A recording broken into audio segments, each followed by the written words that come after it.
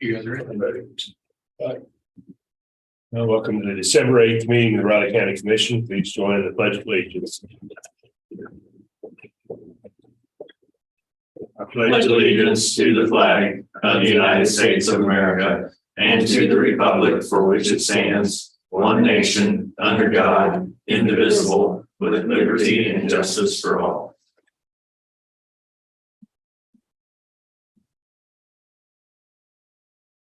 House today. Got a full schedule. Oh, yeah, for sure. Lots set to work on. Yeah, for sure. Seeing public comments, we'll start with the commissioners. Okay, good morning. Okay, Monday, late afternoon, I received a call from several people concerned about the joint city-county planning board's meeting that was being held that evening. Here? Or was that the It park was over board? at the parks. Oh, park board, It was at the public works. Okay, park board, right? The park, Yeah, board, okay. yeah, I'm sorry. Park board, yeah. They were having one of those too. Yeah, so it was late and I couldn't talk to anybody at that point, but I was not able to go, so I'm not for sure. They were mostly discussing Seacoast Park, the ball fields, all that, what that was going to look like. Well, the people were worried about the track team. Mhm. I got some people talking to me about that too. So anyway, I called several members of the County Parks and Rec Board, but was unable to get in touch with any of them that late in the day. So we'll follow up on those things. Tuesday, I planned the menu and shop for the community meal that's going to be held tonight. That afternoon, members of Common Table took a tour of the 9th grade center's cafeteria with Eric Reed. It may possibly be used for community meals in the future.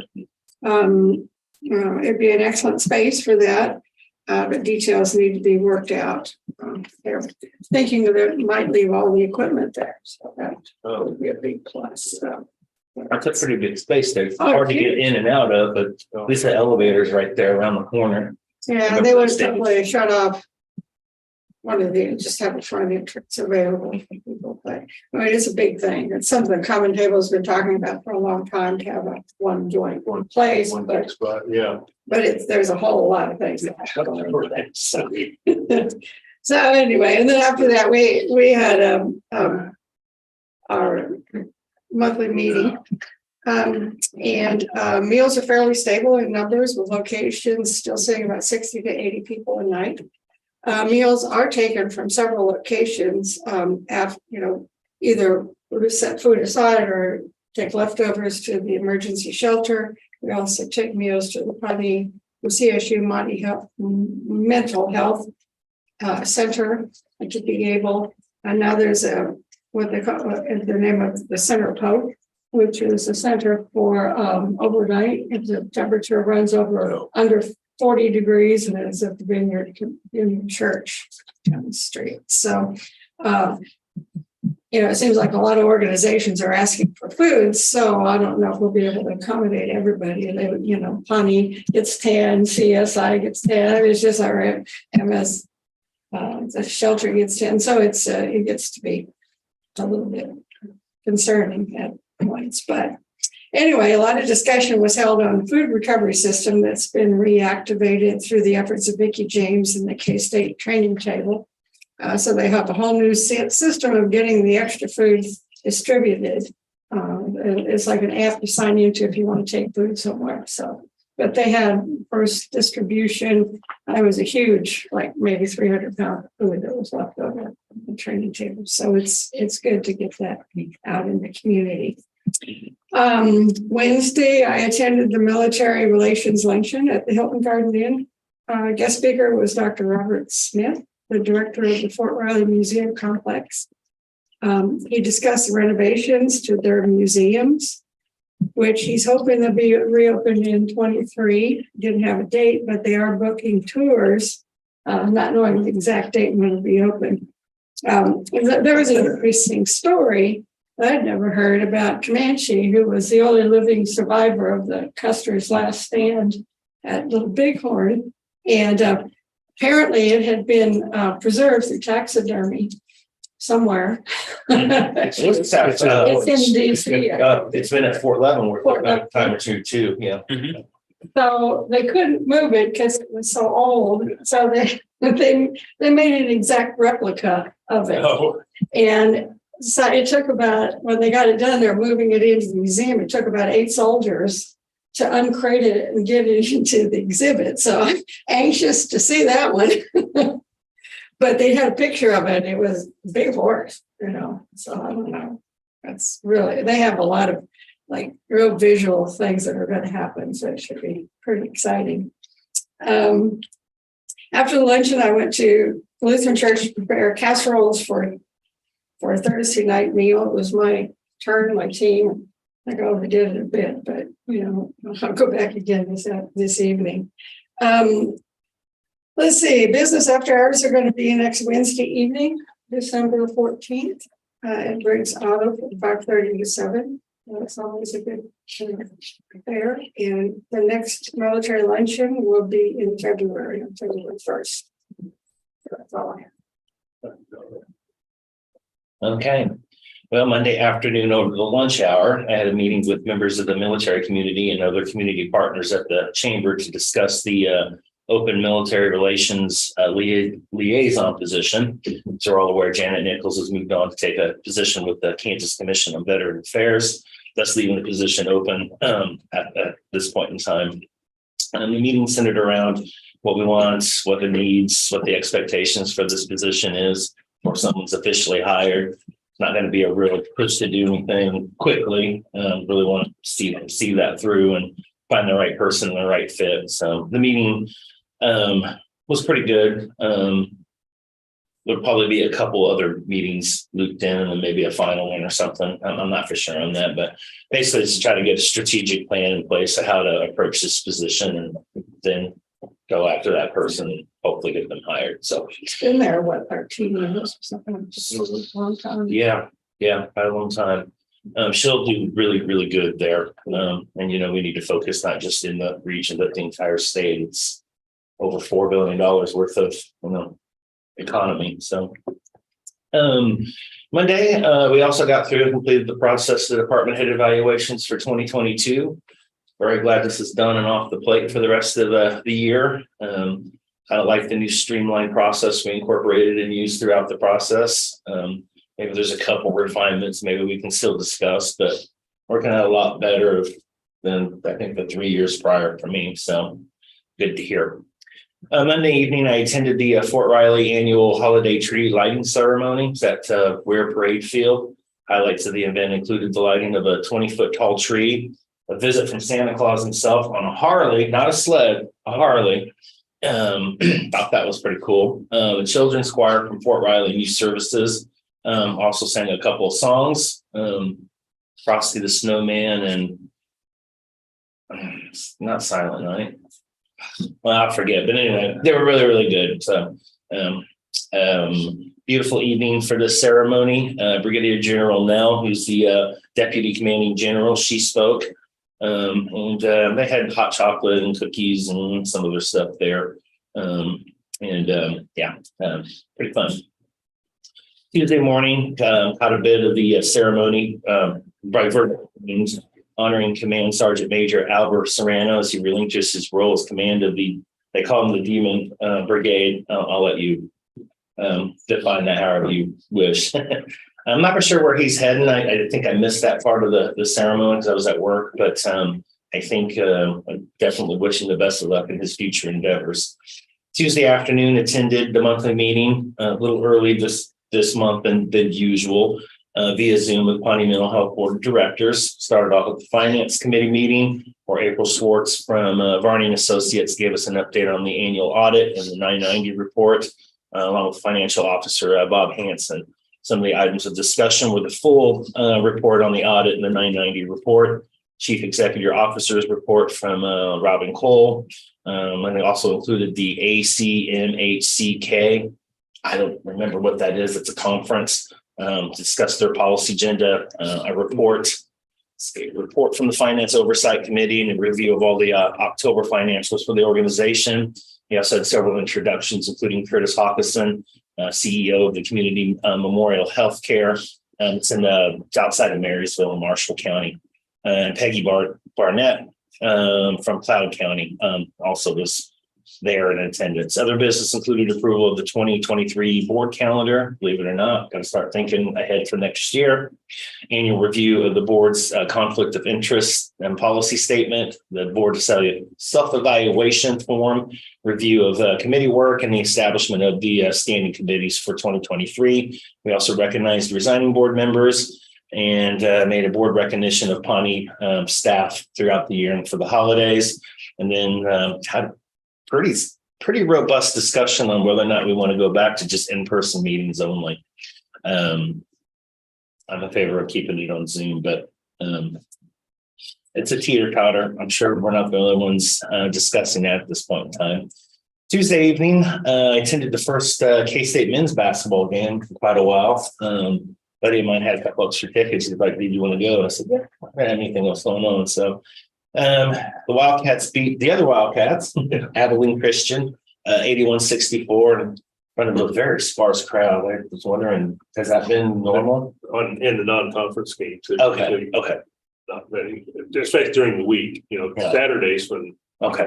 I thought maybe there was something else going on that I missed on Tuesday or something. The students were there, loud and proud, provided the energy in the atmosphere. So kudos to them. And it's a work in progress. That's what it is. I think there's talent on this team. I think they just got to gel and get some continuity, and they'll probably lose a couple of games they're not supposed to lose, and they might win one or two that they're not supposed to win. And hopefully one of those is at least that school to the east. So, and with that, that's all I got. All right. Let's see, Tuesday evening, went to the Leonardville City Commission with David Adams and John Ellerman for access to the back of the ambulance station, not the fire station location. We needed to open up an alley in the back of the property to the west. And we told them we will pay for the asphalt to put it in because they need a place to pull through so they can pull the ambulance through and not have to back them in. And probably there's a bunch of, we told them we would do, because they said, we just gravel the alleys. We said, we'll asphalt it as part of our contract. And then there's also trees to be cleared out and clear up exactly where the property line is on the neighbors. And Clancy's been in contact with the city attorney to work out the details. And also, Leonardville Pride have been raising money this year and purchased some new Christmas lights, which they've installed. They're really nice. They got some nice things there. Wednesday afternoon was the Flint Hills At-A-Bus meeting.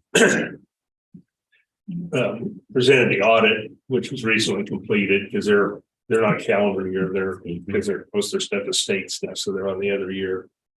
And everything was going fine for them. That audit was cleared. It also mentioned that because of recent ads and promotions, they have had brought in some new applicants for drivers because they've been having to cancel some routes because they couldn't get enough drivers, and they've got in 3 so far, and they've got a couple more interested to get in. So they're hoping to continue that. And then the new bus shelter in Westwood was opened last week. Yeah. Like I said, I wasn't available to go to that last week. They said it was the coldest day of the week that day when they were out there. And then Wednesday evening, we attended the holiday reception at President Clinton's house. There's a good group of people there. I'd never been in there before. It's a nice house. There's a maze. It's kind of a maze. And there's a couple of people there, and I thought, I know them from somewhere. There's a couple of the NBAF people that all have seen us on, and he commented, we've never seen each other except from here up on Zoom meetings. Was that Daniel or was that Ken Burton? And the head guy, the doctor? I don't know what you're talking about. Begins with an A. Yeah. I can't. Like I say, the name's not look familiar. I know that person from. Finally, I had to ask one. It's like, Zoom. And that's all I got. Okay, business commissioner, just have one item, need a motion to sign the notices to the township boards for cereal malt beverage license for Liquid Arts Winery And there is Fab Boulevard and 1132 Pillsbury Drive. Go ahead and move to send the cereal malt beverage license notices to the township boards. I would second that. Been moved and seconded to send the notices to the township boards for the cereal malt beverage licenses. All in favor? Aye. Chairman, please sign. Small. Yeah. Yeah, that's the one that doesn't leave a real good line to sign on. Any changes to the minutes, commissioners? I didn't have any. I'd go ahead and make a motion to approve the minutes from the Riley County Commission meeting dated December 5th. I would second that. Been moved and seconded to approve the minutes of the December 5th meeting. All in favor? Aye. The Regional Leaders Retreat Commissioners this year is on January 12th and 13th. It is being held in Manhattan. With all of you like registered. Yes. Clancy? Not for me. Okay. Morning, David. Good morning. How do the tentative agendas look, commissioners? Well, busy. That time of the year. Any items for next week's press conference? Okay, next you have Mr. Adams up at 9 o'clock.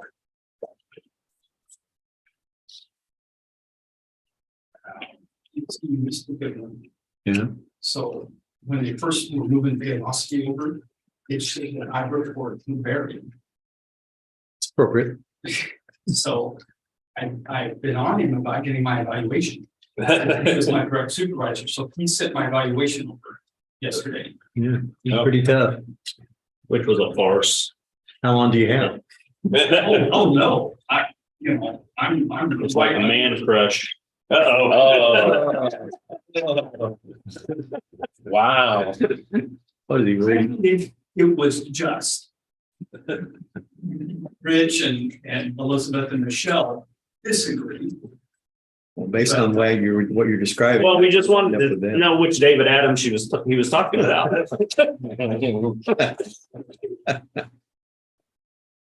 I am the standard bearer for all Riley County employees to try to emulate. Well, correct that. Whichever We're in David trouble. Adams Holy he's talking cow. about is, whichever David Worse Adams than I thought. he's talking about is, I'm not sure you are. It was pretty entertaining. It was entertaining.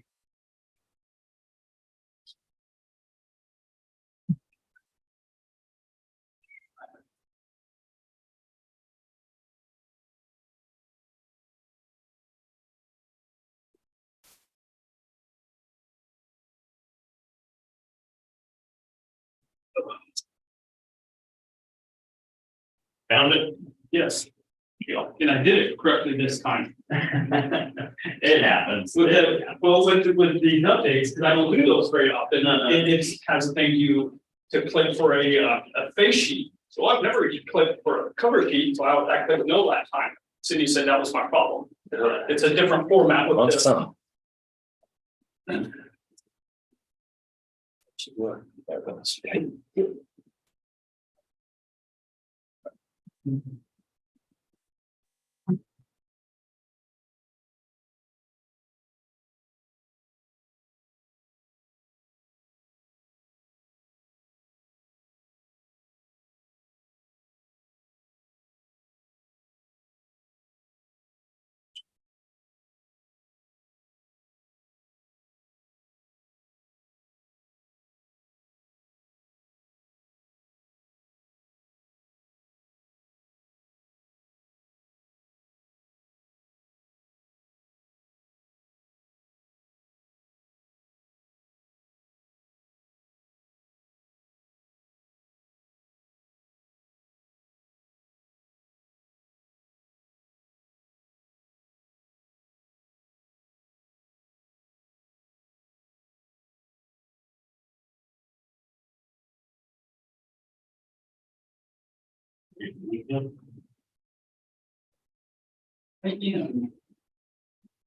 putting up our tree on Saturday.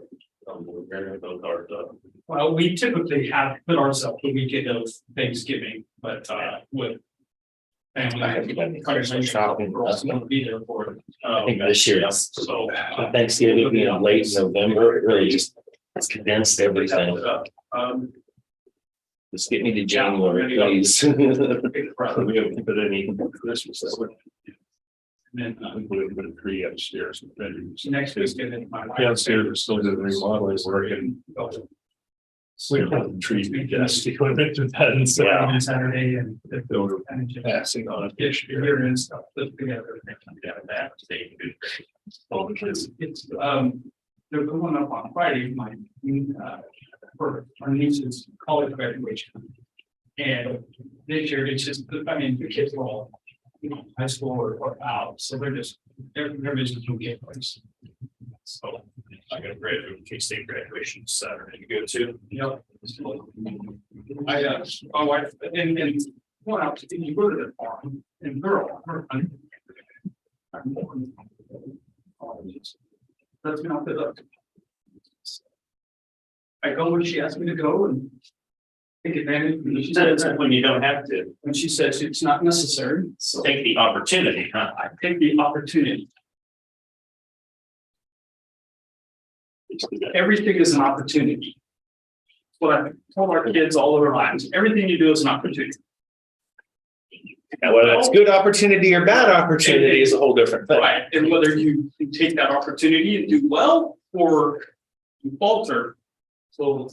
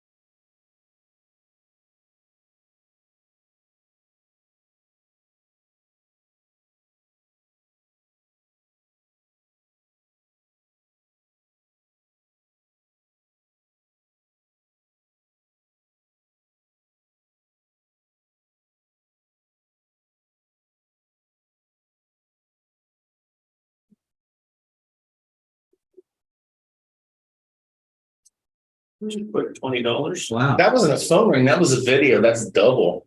That's Oh, I like that rule. $40. That rule. Well, you're supposed to be the leading person. in the Yeah. county. That's not good leadership. Don't tell Barry. See why I knew it was a crock when I read it? Uh-huh. Man. That's what I get for looking at Twitter.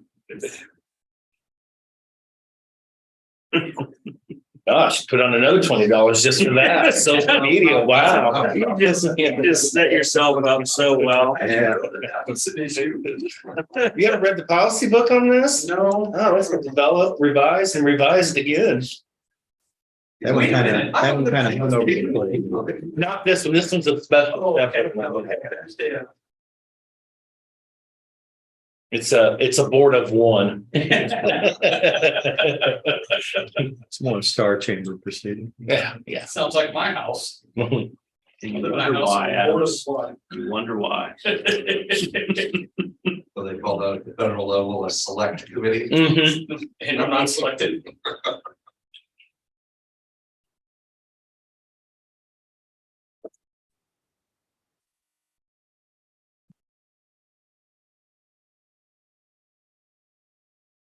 You're supposed to let it rain more, Russell.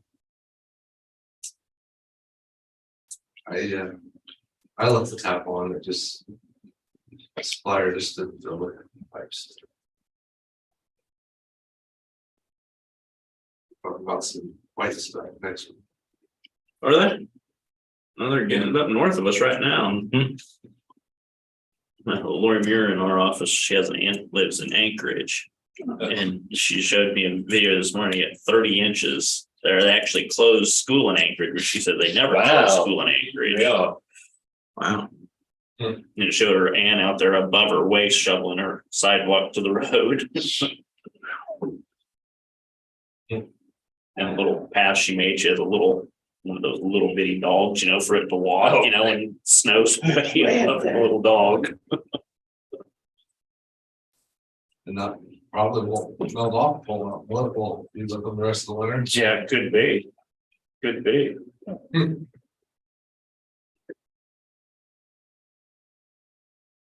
Thanks. I'll pass. Yeah, Commissioner Kern used to tell me stories about when he was stationed there. No. Yeah. I wouldn't want to be there in the summer where it's daylight 24 hours or the winter where it's dark for 24 hours. I'm good with that. Yeah. Like it. Yeah, you get accustomed to it, I guess. Students here that were from Alaska. And like everything, you have the right tools and right equipment, and like anything, if you have the right equipment, then everything's more manageable. That's true. Still got a few minutes.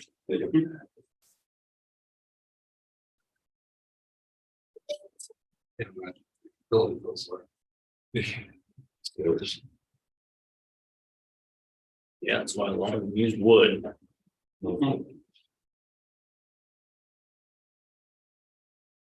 Glad I still do it, the cost of everything.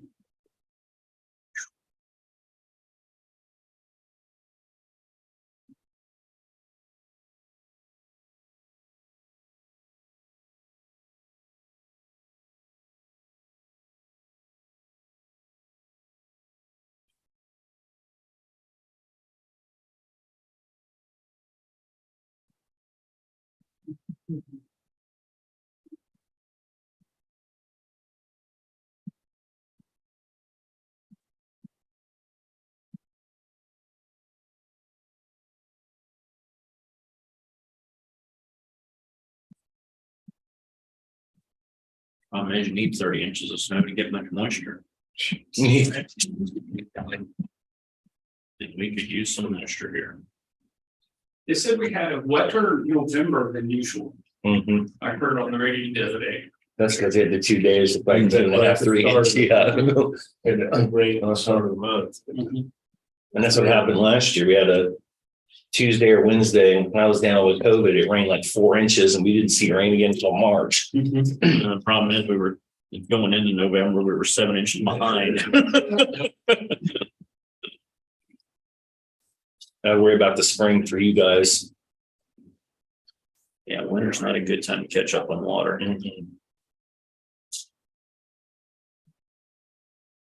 Yeah, there was just. It seems like it's always the extreme. Either we don't have any at all, or we get too much and it's floods and everything else. Can't get a happy medium. If it runs off, it doesn't soak in. Yeah. Well, at least there's gonna be that new fire station. Right, absolutely. Yeah, we're gonna sell that to the fire district number one at double the cost. We'll make the money for the county on that. So much for next year's capital outlay. We need $15,000. Okay. That's what they need. Are you ready? Yeah. Go Good ahead. morning, Commissioners.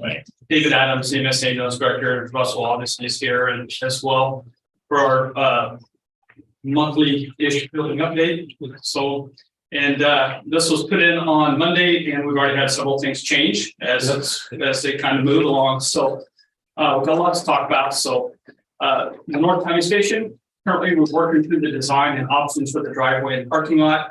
Commissioner McKinley mentioned that in his comments this morning. The rough draft for that is attached. And as he said, we talked with Leonardville City Council. They're very, very helpful with us. And we really had two designs to look at for the driveways.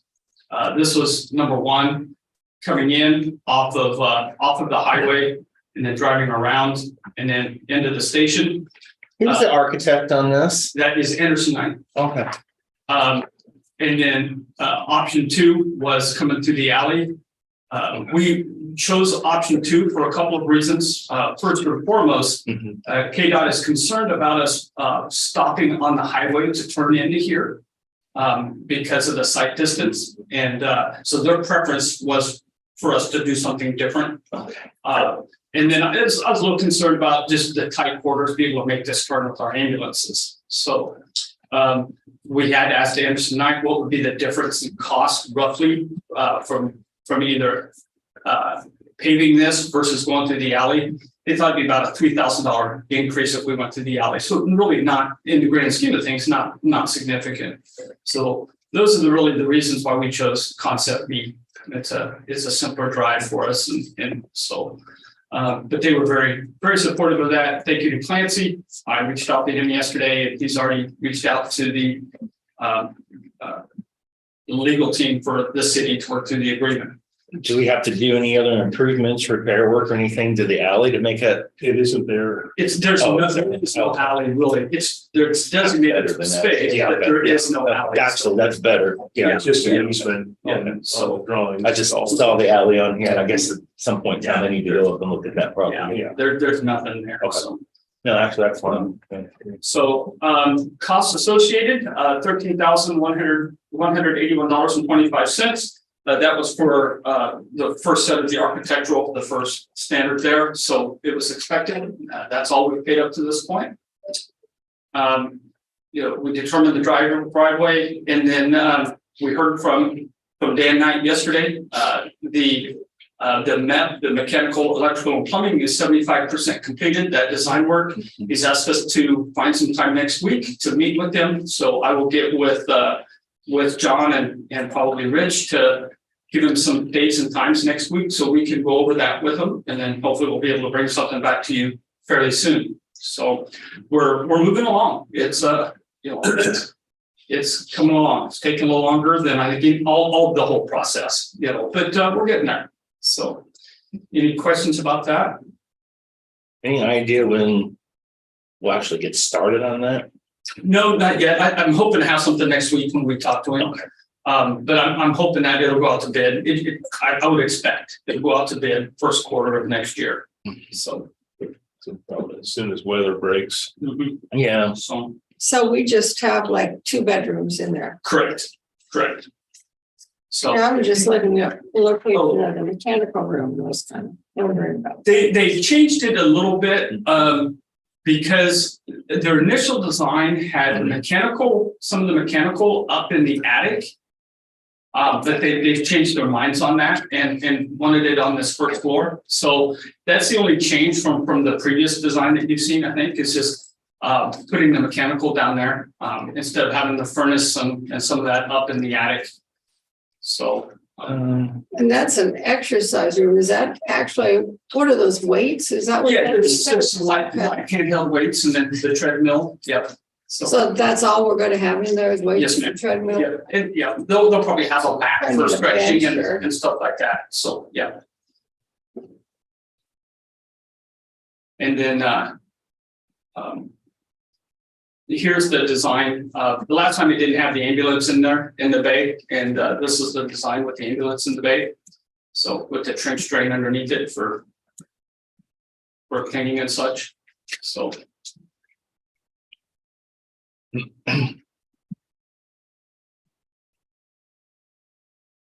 Questions on that? Get to the big stuff.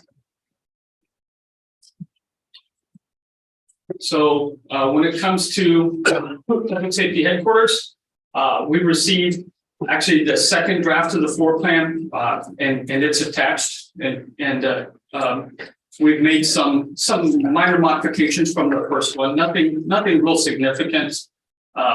Just rearranged a couple of the rooms in the EMS quarters and in the base, and then we've made some modifications to just the layout of where the EOC is as compared to the dispatch. But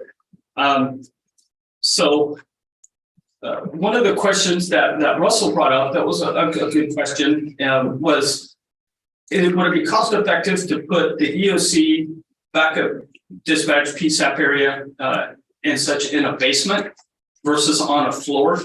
So they are, Archimages is looking into that and will give us a cost analysis of digging a basement versus having it on, putting it above ground and having some of that area hardened, could be speed hardened.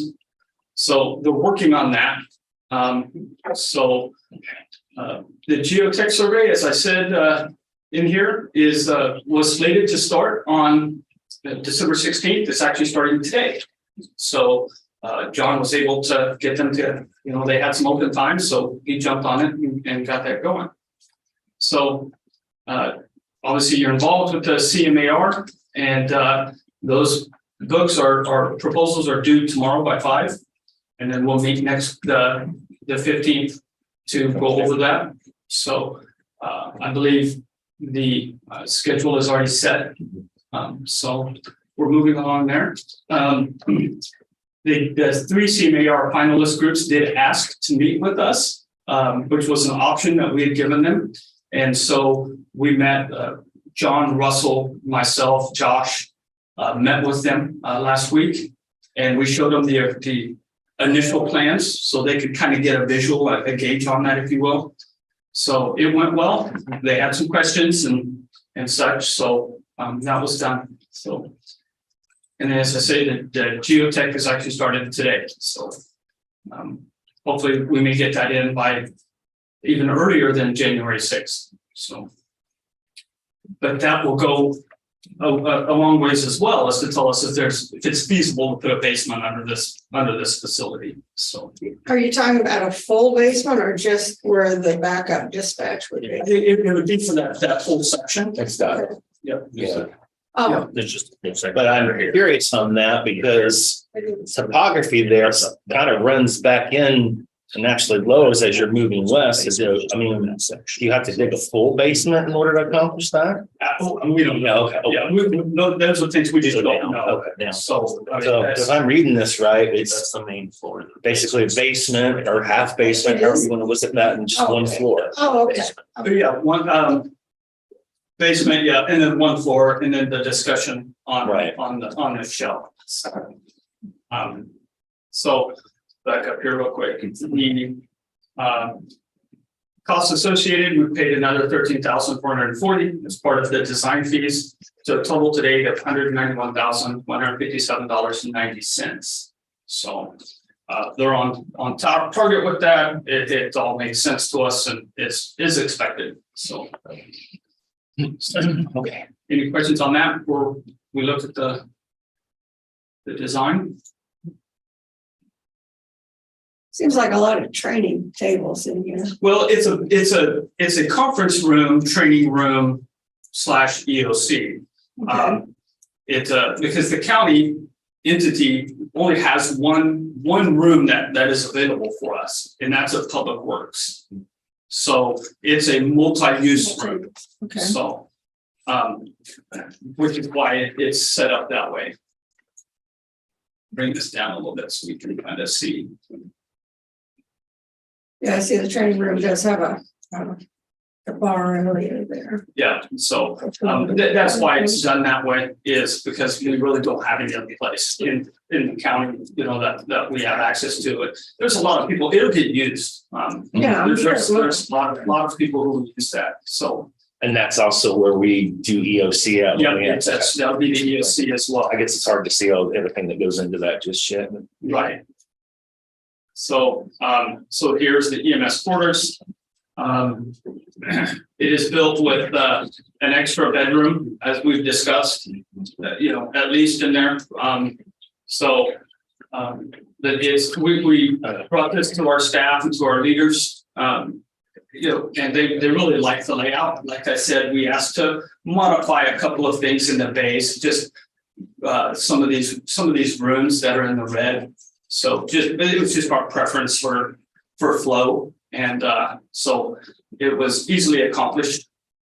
So that we like the size. One of the things that we're working through in this whole design is a couple of weeks ago, Russell and myself and Josh and Corey from IT met with couple of the, you know, with Kurt and Captain Yeager and the IT department and dispatch to talk about the IT needs, to make sure everybody was on the same page as what the IT needs were. And one of the things we realized is we need a little bit bigger room for the servers and such. So we're making some adjustments there. But Arch Images is working through that now. But only really the IT people understand the needs of a server room. Yeah. And how much room we need, how much room you need to have in between each what they call racks of radios and the airflow and such. It's pretty complicated. And so but they came together and were able to work through it, to kind of discuss it in the layout. So so we've shared that with Arch Images, and they're making some more tweaks. So this won't be the final design by any stretch, but this is the second rendition. So, and then, so this is the admin offices to the right of the base. So the flow would be, people would come in the main entrance, little lobby there. Russell's administrative assistant would be sitting in one of these locations to greet people as they come in, find out who they're looking for, and kind of direct them. You know, EMS, we don't get a lot of visitors. We get, you know, one a month or something who's looking for Josh or I, usually wanting a records request or wanting to pay the bill or something like that. But and then just the layout of the offices. So since Russell's staff are the one who get the majority of the visitors by far, they're kind of up front, and then so that way they can be with his administrative assistant, kind of greeting people at the door. And then the EMS offices are in the back. Conference, you know, conference room, a break room, things like that. So it's amazing the amount of space that's taken up by the needs for an elevator and the stairs. Why is there a reason for two different staircases there? Okay, that's what I think. Yeah. Two exits. Yeah, the occupancy in the basement will be great enough that you have to have two devices. Okay. Of course, the elevator doesn't count as one, then that's yeah. Okay. Shut down during those times, right. generally. Yeah. So, but I do notice there's also two spots with X's there. What? this is one of them is for the elevator Mechanical. mechanical rooms. Okay. Yeah. And the other one's a pipe chase / network cable chase. Mhm. Okay. Okay. Looks like dead space. Yeah, it looks like dead space, but it'll be filled. Okay. So, one of the things. So any more questions about that? No. Okay. And then the other is the training room or the backup dispatch, backup PSAP, the EOC / conference / training rooms and such, and then Russell's storage for rural fire department is here. And like I said, we're gonna have to make some modifications for the server room, the IT rooms. So I wouldn't be surprised if this room right here isn't expanded out a little bit. Maybe we change the door here, into that room. So things that are still being worked out.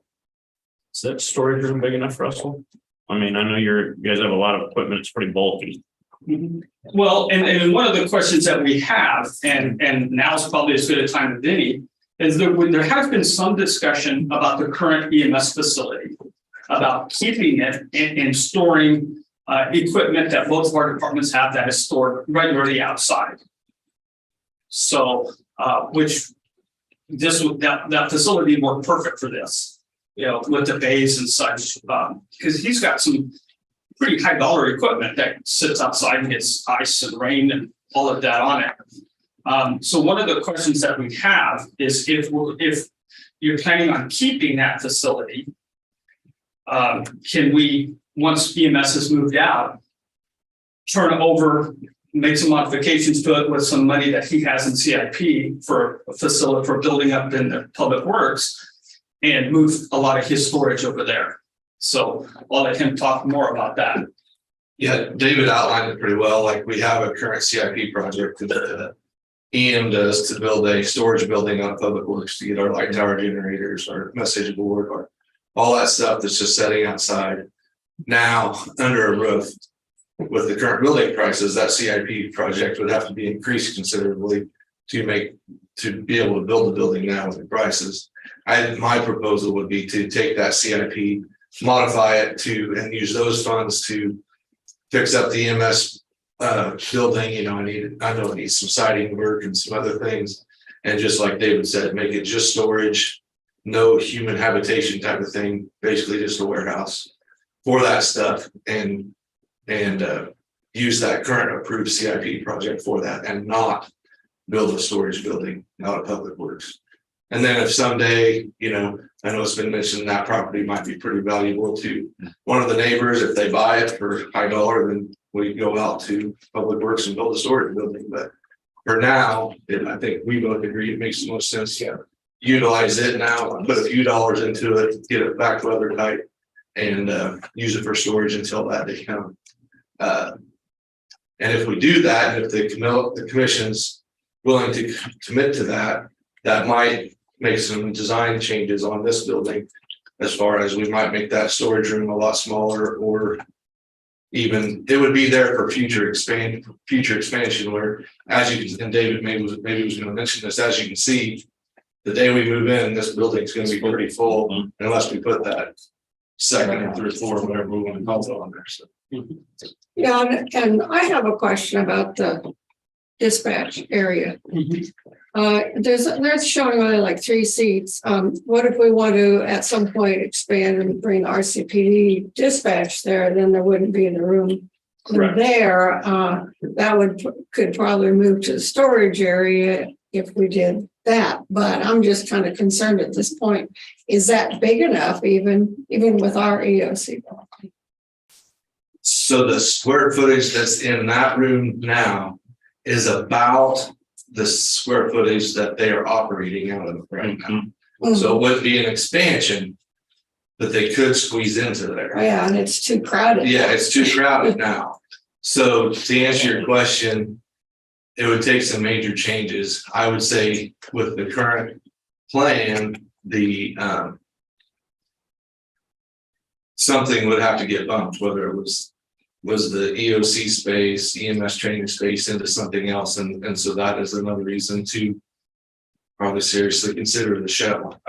Whether that is the second floor, like under this design, like David said, this is the basement and there's a ground floor. There is no second floor. That would be the shell, would be a second floor.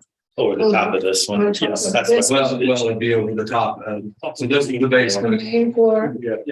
This is the ground floor. right. And so then the stair and elevator would just go up to the. That's what I was. An empty second. Yeah. So So that's basically what 5,700 square feet there. this part. Yeah, the first floor that's already designed there. You're asking if that's 5,700 square feet. I don't. Sure. See where you're coming from, probably, or something like that. They're not showing any exterior. Not yet. No. We are hoping to see that in January. So that was the loose timeline that Kyle gave us a couple weeks ago. They're working on it now. One thing, to answer your question, maybe a little more, what Tyler from dispatch did mention was that the 3 seats would be adequate for an emergency backup dispatch. Mhm. They could function out of that, short term. If it became a thing where they were gonna be displaced for 6 months, they'd probably expand into the EOC space, and, the EOC would be stood down, and then that's the one reason why we have these spaces the way they are is this is a wall that can close. Okay, So our plan is this to be EOC space and this be EMS training space. If we need the big room for a big EMS thing or a big fire thing or emergency management thing, we can open the wall and open it up.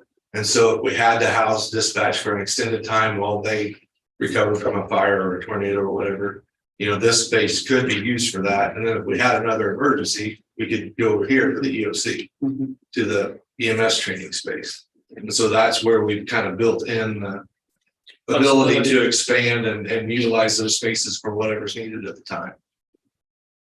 I don't know if that answers your question. Yeah, it's just, there's still that Yeah. question about Well, dispatch. if you choose at some point to, For now.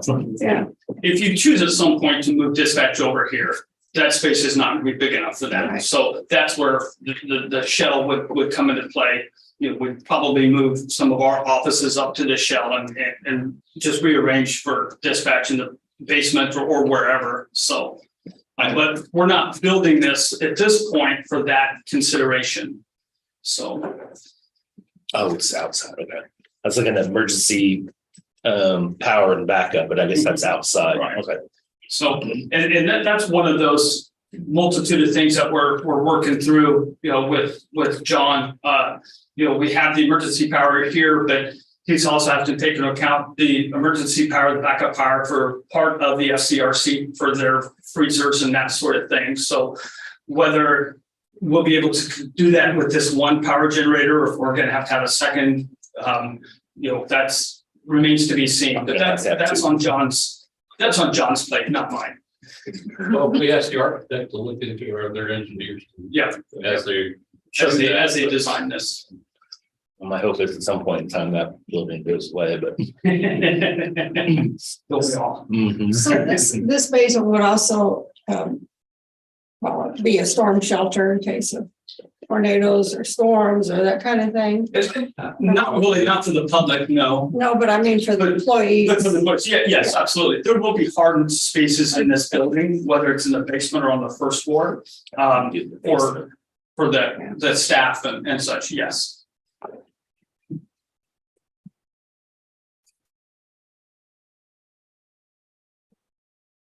Wonder if when you do that, don't you have to have another exit out of there?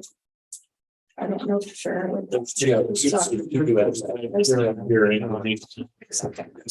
Staff entrance, like a blind entrance. In an emergency, you'll let Russell's people go out to the staff entrance. I'll work with them on that. That's kind And you wonder why. Are you at least gonna yell, run for your life? So, any questions about any of this? I know I've thrown a bunch at you, but I want to say thanks to City of Gabriel and some of the other county staff who moved this around so I could get this done today. So they very appreciative of that. So.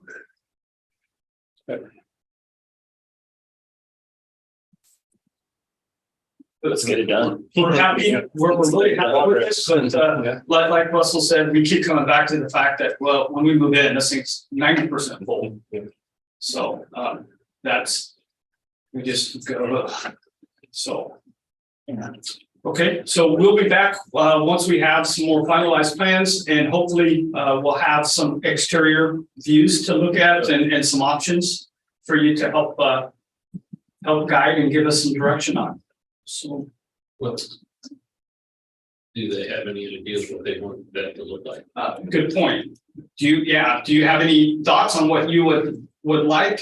You know, a lot of glass, not a lot of glass, limestone, not a lot of limestone. I mean, I would say not a lot of glass. well, that's my point. That's my staff look at it and say, man, a lot of glass. That means a lot of glass for us to clean. Or They get the you opportunity. have an actual emergency there at the facility, glass doesn't hold up very well. Well, they make it out, they'll do plexiglass. It's like, just like what they do. They can do laminates and everything else. I got you there, but Yeah, so, but yeah, my staff look at it. something that's probably less maintenance. Yep. So brick, stone tends to be less maintenance over the course of time. Yep. So, yeah. Not just a bunch of blocks put together. Right. We did look at another building in the state here last year. And it was just brick, and it was just a rectangle with a couple windows. It was like, oh my gosh. That's hopefully we're not going down that road. It was just a nondescript building with some Warehouse. Yeah. Yeah. So, That's probably all they had money for, so, Right. and to make it work. I think it was part of it was on an existing complex, and so, yeah. Any other questions, thoughts, comments? Not for the moment. Okay. All right. Nice to see it kind of coming together. Absolutely. All right. Thank you Ground very it up, much. get it working. Yes. Next commissioner, next you have a little board at 9:30. Rich, cue the Christmas music. Cue the Christmas music. Christmas music. Get them in the Christmas spirit. That's your point. Christmas. John, you can at least smile. You got a green tie. It's St. Patrick's Day. It's not Christmas. It's St. Patrick's Day. What if you said it was the Grinch? He's green. So green and St. Patrick, that's kind of like good luck. I don't need good luck for Christmas. Well, actually, I do. Now that I think about it. Now that I think about it. My 4-year-old have been hoping not to get on the naughty list. Yeah, I'm trying, but I think I'm already there, unfortunately. So, okay, for the moment. Yeah, it's been just. She's not old. She's like 64. They took it. I know. Yeah.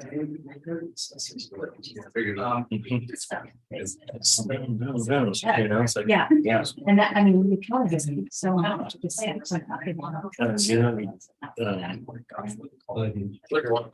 Early on that, it's like escaping. Anyway. That's great. It's an it's fucking much. But it's just. And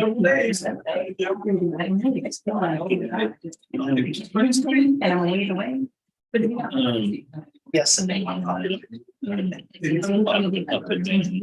Peaks and valleys through the years, so. Play as many of these. So.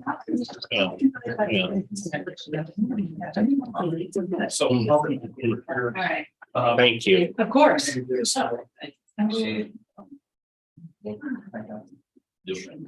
Thanks. Yours, ma'am, shortly. Shortly.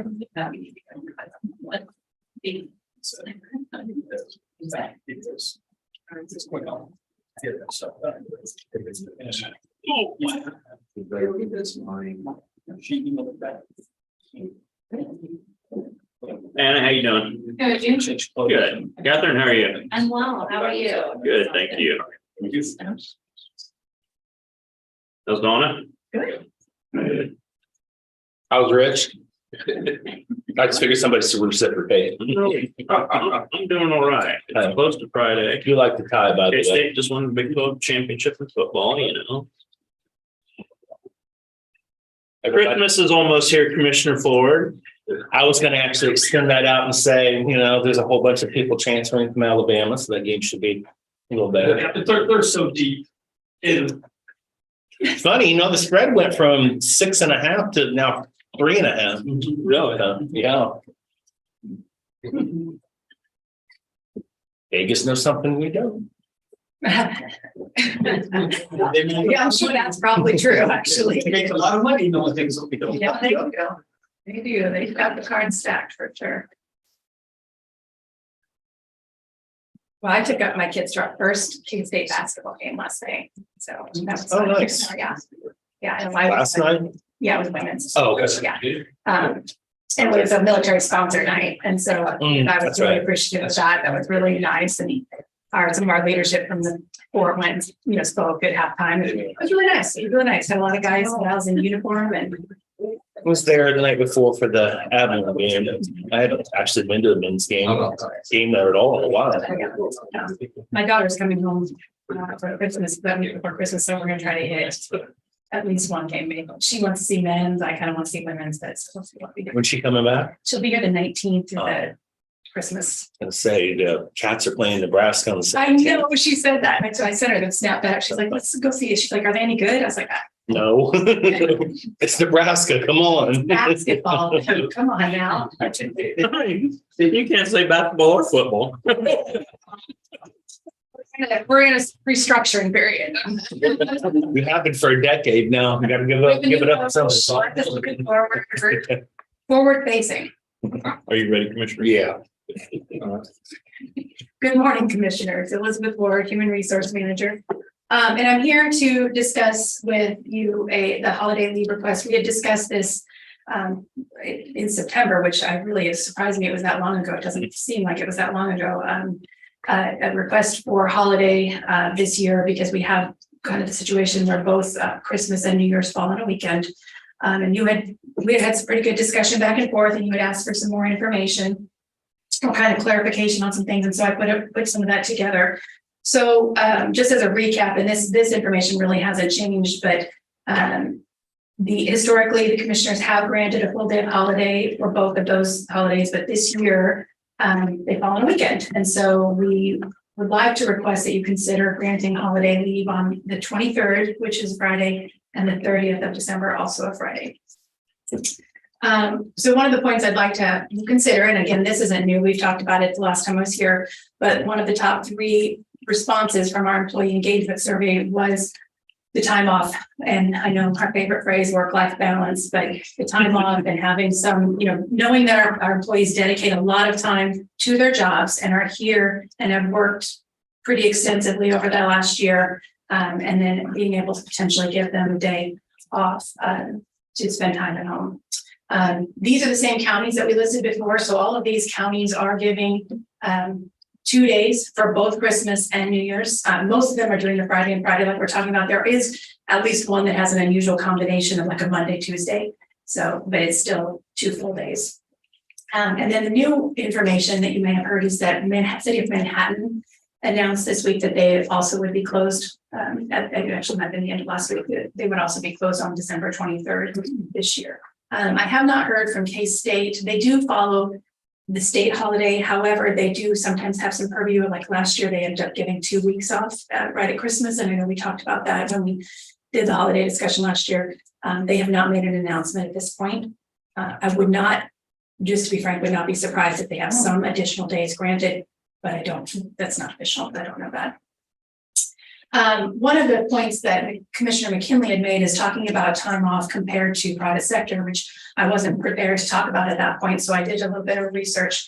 And interestingly, this has been a topic of international news this last week. I don't know if you've seen some of the reports, but there was a combined survey taken and the US falls to the second to last for paid time off for their workers in the United States. And I knew we weren't at the top of that list, but I was surprised to see we were second to last. So I think that is some of the things that our labor market as a whole is clamoring for. That's some of the changes that we've seen as a whole with all of these movements that we've been talking about for 2 years.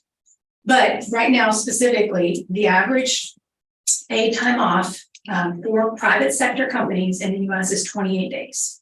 And I've laid out how that is broken down average, right? Again, we're talking averages. There's going to be some, I know locally there's some that do 3 weeks of vacation right off the bat, but there's probably then on the other hand, some that do 6 to 8 days. So these are our averages, 8 holidays. So I think Commissioner McKinley had that pretty close to the last time we talked.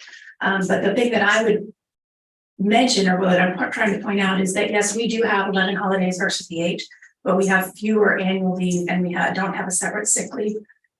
You said 15 days. I read the book. We've got 18. Mm-hmm. So what I did is our tenure is 8.9 years, and we break up our leave accrual. So if you're in the first 2 years, and then you've got the second tier, and in order to make the third tier, you have got to have been here a certain number of years, and we don't have the majority of our employees, the vast majority of our employees to. I thought I read that years 2 through 10, it's 18 days, isn't it? So what I did is I I know, averaged. I'm saying first year is less, but most people are at least in the 2 to 10, and that's 18 days. Actually, most people aren't. So yes, you're right that the 2 to 10 is 8. You're right on the 2 to 10, but most people are not in that category. So I took our average of those first 2 tiers, which is our average tenure. Yeah, and you're not wrong. Ignoring sick leave. Well, we don't have sick leave. So that's Yes, it's the same thing. It's 6 well, days. it's not the same thing because you can't use it for the first 3 days. So it's not like this sick leave is literally. I know, you just spend. Well, maybe. I mean, I can see your point on that. Definitely. I mean, I don't want to, that's not my intention to spin it, but I do see, yes, we have extended sick leave and a lot of places don't have that. Right. On the other hand, we hear regularly from employees that are not able to access extended sick leave because they have to use 3 days of annual leave in order to get that. And so many people who have a cold or flu are not sick for over 24 hours to do that. So that is a point of contention for our employees as well. But yes, I mean, let's talk about it clearly and transparently. I was trying to figure out how we could make a comparison. And all the things you said are accurate. And also we have the experience of the employees as well. So that's the breakdown. But also for Christmas, are we getting Monday off though? We get Monday off for Christmas. Right. Right. So what we're talking about would be Christmas. We're extra days. You say you're at, because like this is different, but they're already getting Mondays off for Yes, Christmas and that's and that's included in our holiday count. Yes. Did we I think grant that for New Year? Yeah. Yes. Yeah. That's pretty policy. Yeah, that's the day. The reason on the Christmas thing is here generally is when Christmas is during the week, you get Christmas Day and half of New Year's Eve. So that's why it's all, for my entire career, this is the exact exercise we've gone through every time it happens on the weekend. You don't get that additional half day. So what we're really talking about is an additional half day when Christmas generally falls during the week. You generally get a day and a half. Yeah, per policy. And that's per policy. Per policy. And the reason I presented it that we've had a whole day is because, again, historically, the commissioners have granted it to be a full day. So in policy, we would normally have a half a day for Christmas Eve. And what we've experienced is a full day. So yes, we do get the Christmas Day on Monday, but we would not have any leave at all for Christmas Eve. And while you're on the subject, Commissioner McKinley, ESL is a big bone of contention with just a vocal certain segment of our employees, because honestly, there are some that can't ever access it during that year because they don't need 3 days or more. And so it's a great, way I look at ESL, it's a great insurance policy. You talk about long-term employees that have gone through major illnesses, cussed ESL their entire career. And I can think of a couple that were good friends of mine that retired out of public works, cussed it their entire career until they became later in their employment and they needed it, or they needed it for a father or a mother and loved it. So it's kind of like an insurance policy, but you may, especially as a young employee, as I was on it as a young employee, I was never sick more than 3 days. I never got to access it. So a lot of employees feel like it's a waste, the newer ones, because they don't really get it. And so it is there. You're right. They earn it, but not everyone gets to use it because you do have to have 3 consecutive days before you can get into it, which is 24 hours, which is taking that much of your annual leave away, is how they look at it. But part of the educational point is, and it was implemented way before I've been here, the current system. What we lack in educating employees is there are 3 short-term 6-day sick leave days calculated into that 15. So that's part of it. They're not considered, well, whichever tier you're on, 15 or 18, either one, there are 6 short-term sick leave days in there, 3 of them. Yeah, there are, which, So, and the ESL, whether or not we should do ESL and continue that's a totally different discussion. And I do think it's a huge benefit. Yeah. But what Rich is saying is there is a solid group of employees that do not feel that they're getting sick leave. So however we want to interpret that. That's not today's. Yeah. Correct. It's been an ongoing discussion. Correct. Yes. Right. Yes, sir. I would appreciate that. Yeah. So I just want to reach back to that employee engagement survey and realizing the impact that it can make on employee morale without costing the county anything outside of our budgeted funds. We did discuss with the treasurers, with the payroll processes and the customer impact. And so I did get some numbers from Shiloh, and that the customer impact on those 2 days is going to be extremely minimal, just historically, right? Just looking at the number of people who have come in and used those services. The department heads are aware. I do expect a slower pace on that day. And so when we wrote this CAR, excuse me, when we wrote this CAR, we had 39 leave requests for the 23rd and 28 leave requests for the 30th. And we have to remember that public works operations, noxious weed, all of the health department except 5 people, and part of the appraisers will not be working on Friday, no matter what. So we're down less than 50% staffing on those days either way. Again, just something for you to understand. It can be what it is. We talked about the financial impact, and so the fiscal impact. So I guess the recommendation that consensus asked me to bring to you would be to grant 2 days of holiday leave for Friday the 23rd and December the 23rd, or excuse me, December 30th. I can't even speak. Okay. Both Fridays, December 23rd and December 30th. And then obviously I put some alternate motions in there, and as commissioners, you have the ability to make a decision however you'd like in that case. And certainly we can talk more too. Well, it's probably true that most people, if they come in on the Friday, they aren't doing a whole lot. So, most people are in a holiday mood, and there's not a lot of productivity that goes on in most companies anyway. Then the other thing that I think about is a lot of families have split holidays. So if they don't get together on Christmas, then they get together the next weekend. And so there's probably a lot of traveling that will go on because of that. You got to visit this parent and that parent and that, so I think it's a good idea for this. Yeah, I think you're right. I mean, on both counts. And I'm not saying that anyone would intentionally not work, but there would just be an implement, right? We've got 50% staff. We've got much fewer clients coming through. It's the day before Christmas Eve. I mean, we just might already be in that holiday mode of thinking how we're going to get our family to the Christmas celebration.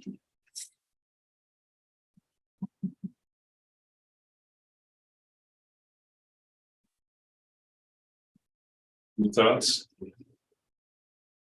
Well, at first I was kind of thinking maybe not, but then I realized, what else happens on the 31st this year? Yeah, that's a good reason this town will be dead. My concern, it actually wasn't the 23rd. It's what are we going to do and accomplish throughout that other week when it's going to be basically a 3-day week, with the day after Christmas off. So, and I don't know how many people are going to go to New Orleans for the game on New Year's Eve or not. So, but, I can go either way. I can lean toward the 23rd. I don't see the 30th.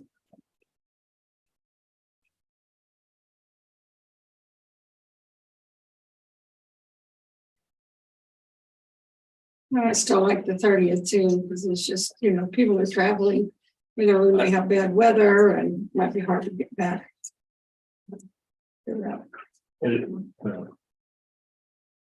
we weren't playing on the 31st, I would probably say no.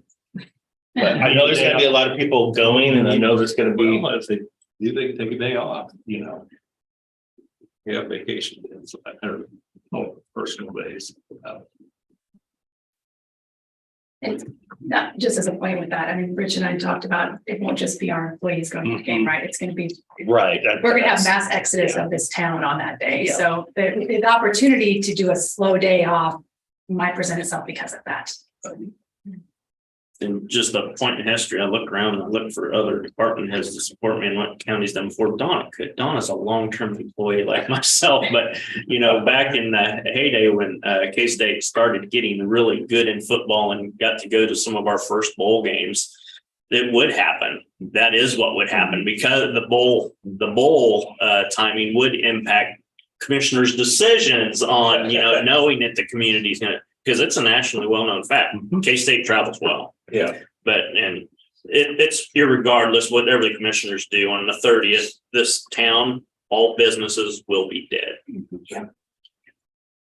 That's why I'm just, you know, I'm actually okay with it just based off of that. It does reduce the impact to our citizenry. I know we're the old ones now. Yeah, I don't know about that. First you compliment her and then you go back. Aren't you glad you came over? We worked together in the treasurer's office while I was there. Just a few days ago. And Donna did come over because Shiloh's out of town and just wanted you all to be aware in case you had questions about it affecting the treasurer's schedule. Yeah, and I was gonna actually ask that question because I know you guys usually at least spend half, if not 3/4 of a day doing the end of the year stuff, so. Yeah, they've worked out so that they will not be impacted, their process will not be impacted. Yeah, that was definitely a point of, you know, obviously, we need to make sure all our services are covered.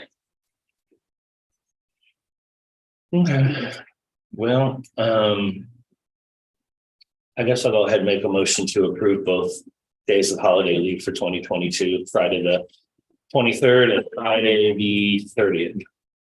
Okay, I would second that. Been moved and, excuse me, been moved and seconded to approve the 2 days extra holiday leave. All in favor? Aye. Thank you very much, Commissioner, on everyone's behalf. Say opposed. Oh, all opposed. No, I said I voted. on it. You voted, I didn't hear you, sorry. I'm sorry, Commissioner.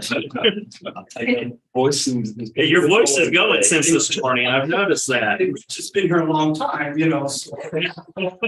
That's true, I wouldn't deny that, that is very I true. think he's got more of what you call selective hearing, but we'll talk about that later.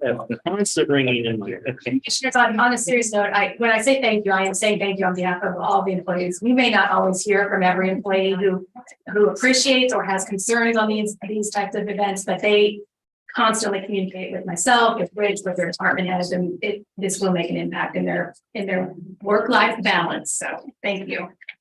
I said that just I for know you. that's a horrible. You have to say that, when things are going good, and you have to say that.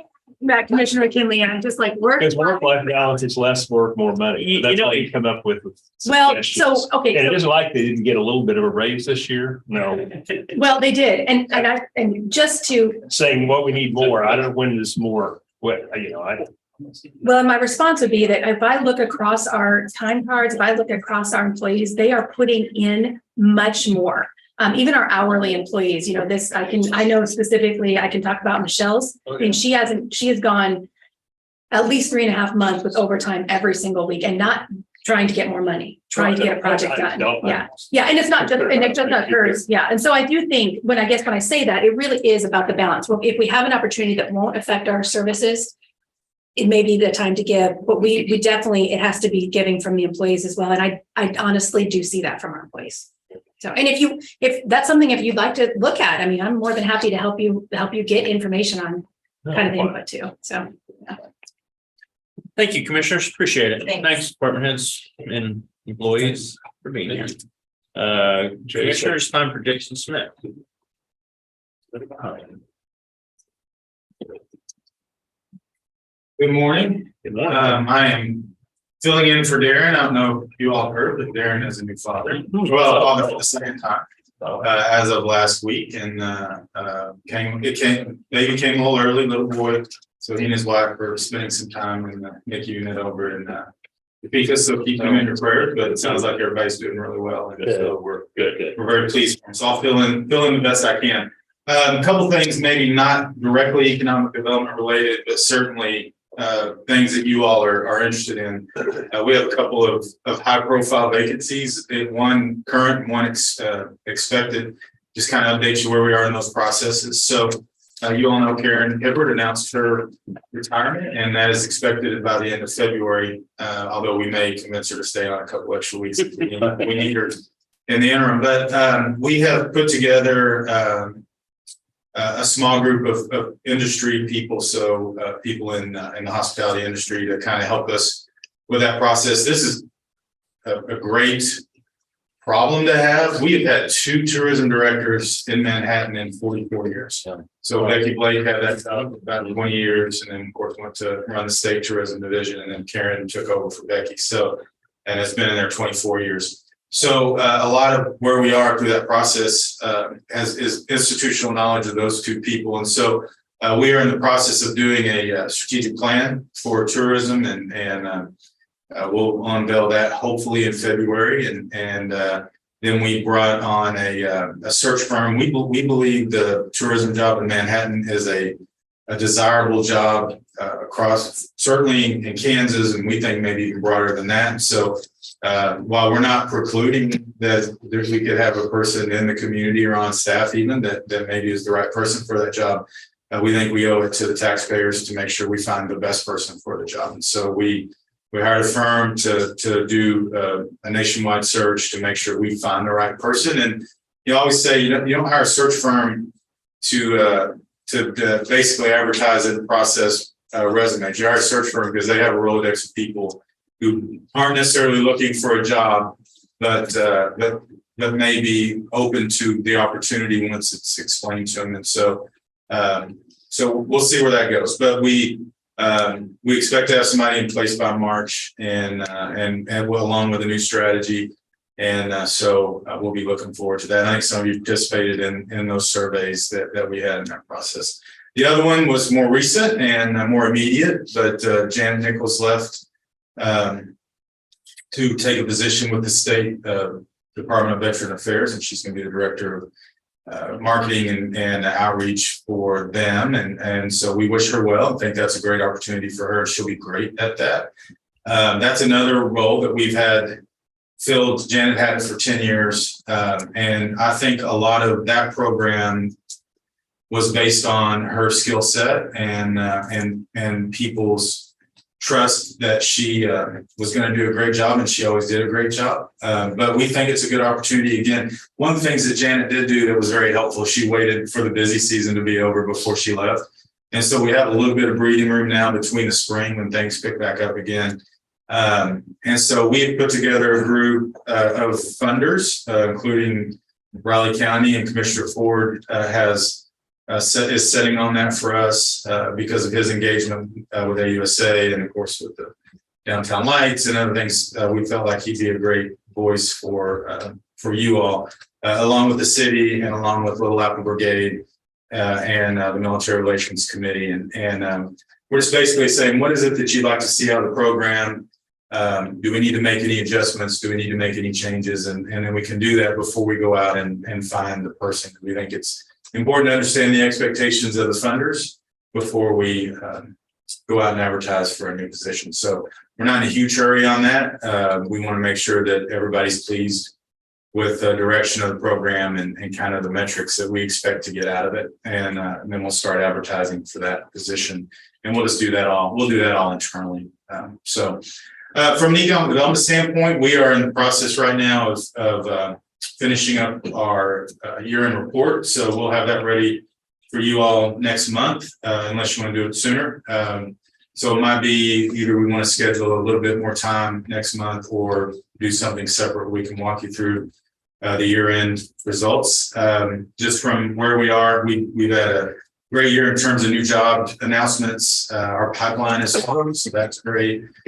We will also be discussing by the end of this year a new strategy we have for entrepreneurship funding. I know you've heard us talk a lot about entrepreneurship over the last year or two, and we're going to unveil a plan that we have to create some more funding mechanisms for small business startups, including some specific funds for disadvantaged businesses. So we're happy to discuss that with you all. The one thing the city is going to need to take some action that maybe the county doesn't necessarily have to, because I think we've talked to you all before about some of the Network Kansas e-community loan programs. Everybody outside of Manhattan is eligible for e-community loans. Not everybody within the city is eligible for e-community loans. So we need to create some more things within the community as well, that just to match what some of the businesses outside of Manhattan are eligible for, and Pot County. Pot County is eligible for those as well. So we'd love to kind of run through where we are with that and what's available, and see how you all might want to plug in and promote those things to your constituents. But real excited about that. And the last item that I have, we continue to work diligently to try to identify new business park sites in Riley County. I think we've talked before. Manhattan is actually, the Manhattan region as a whole is hindered in terms of our ability to attract new employers by lack of available sites. And what we do have is all in Pot County. So we think it'd be good for a variety of reasons to have diversity of opportunities. And so we're looking at some sites west of town, and including we've engaged an engineering firm to help us look at the cost of developing certain sites and engage with some property owners. And so we're hopeful over the next 6 months that we will have a proposed solution for that we can bring back and discuss with you all as well. So just real busy, and which is exciting. And we appreciate, as always, your support and participation. And we see you all at I've seen, I think, all three of you at an event this week. So appreciate not just your participation through funding, but also through your time, and I'm very grateful for that. Any questions that I can answer? No. All right. Well, thank you all very much. Thank you, Jason. Appreciate it. Have a good weekend. Next commissioner, you will have Julie Gibbs and Kenneth Clyde. I'm hoping. Stretch my legs here. Oh, maybe. No.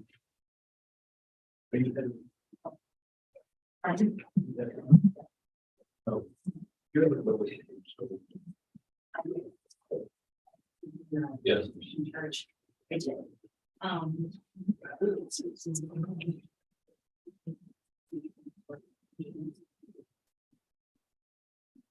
Okay.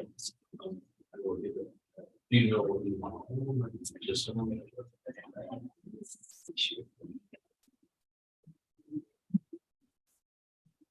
So.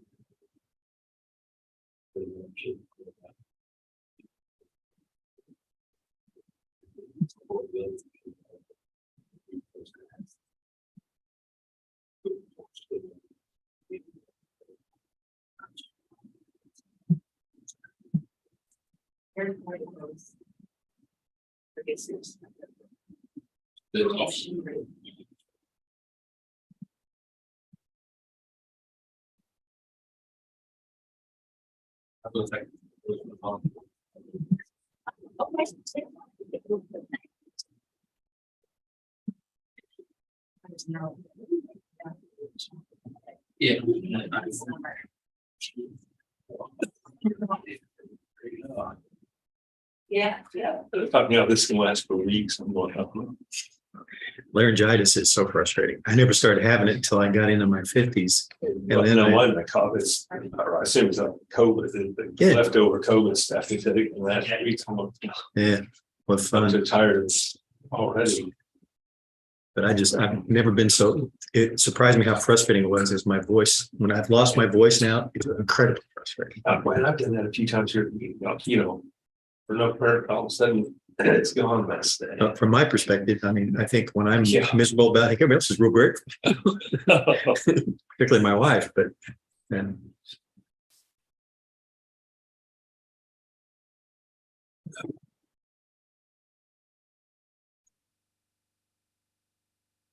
I don't know when. Page.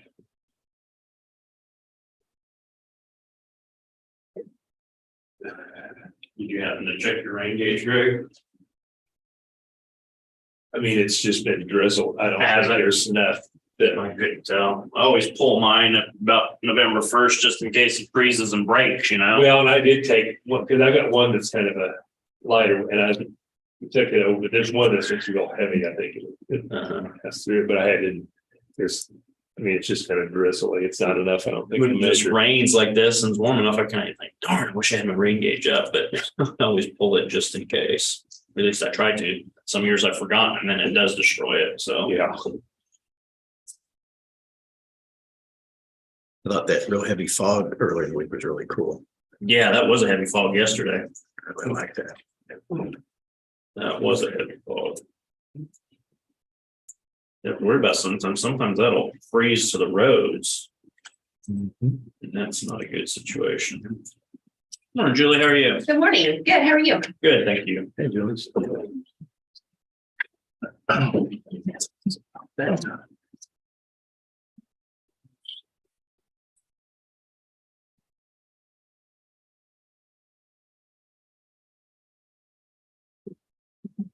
Well, thank you, by the way, for the extra days.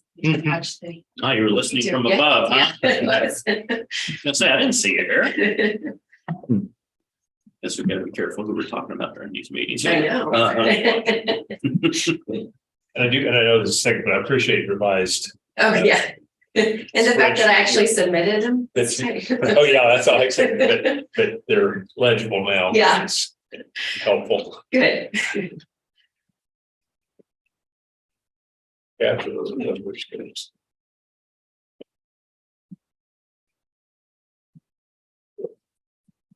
Go ahead, then, Julie.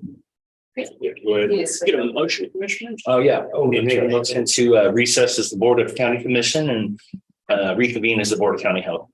I'll second that. Been moved and seconded to recess as the Board of County Commissioners, convene as Board of Health. All in favor? Aye. Thank you. Good morning. So here's my monthly update, and as usual, well, most of the time we provide the budget to actual for you. A little bigger this time, so you can actually read the numbers. That is budget to actual for November, and Shelley's provided the explanations as to the highlighted areas for revenues and expenses. This is the exact thing as what you usually see, usually due to timing of grant payments. Any questions on any of that? Go into program updates. So the maternal and child health program was really busy during the month of November. They held all 6 Becoming a Mom classes on Thursdays in November with a total of 58 class participants.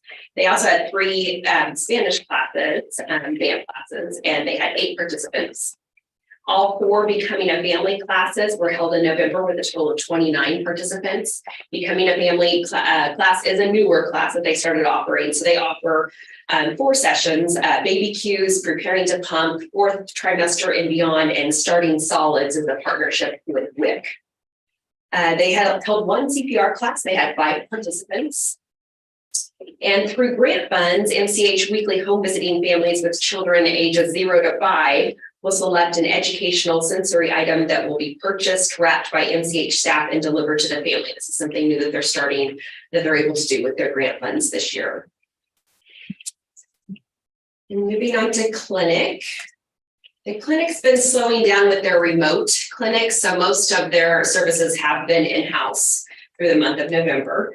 They did give a total of 1,253 immunizations in November, with 557 being COVID vaccinations, 347 flu vaccinations, and the remainder 349 were everything but COVID and flu vaccinations.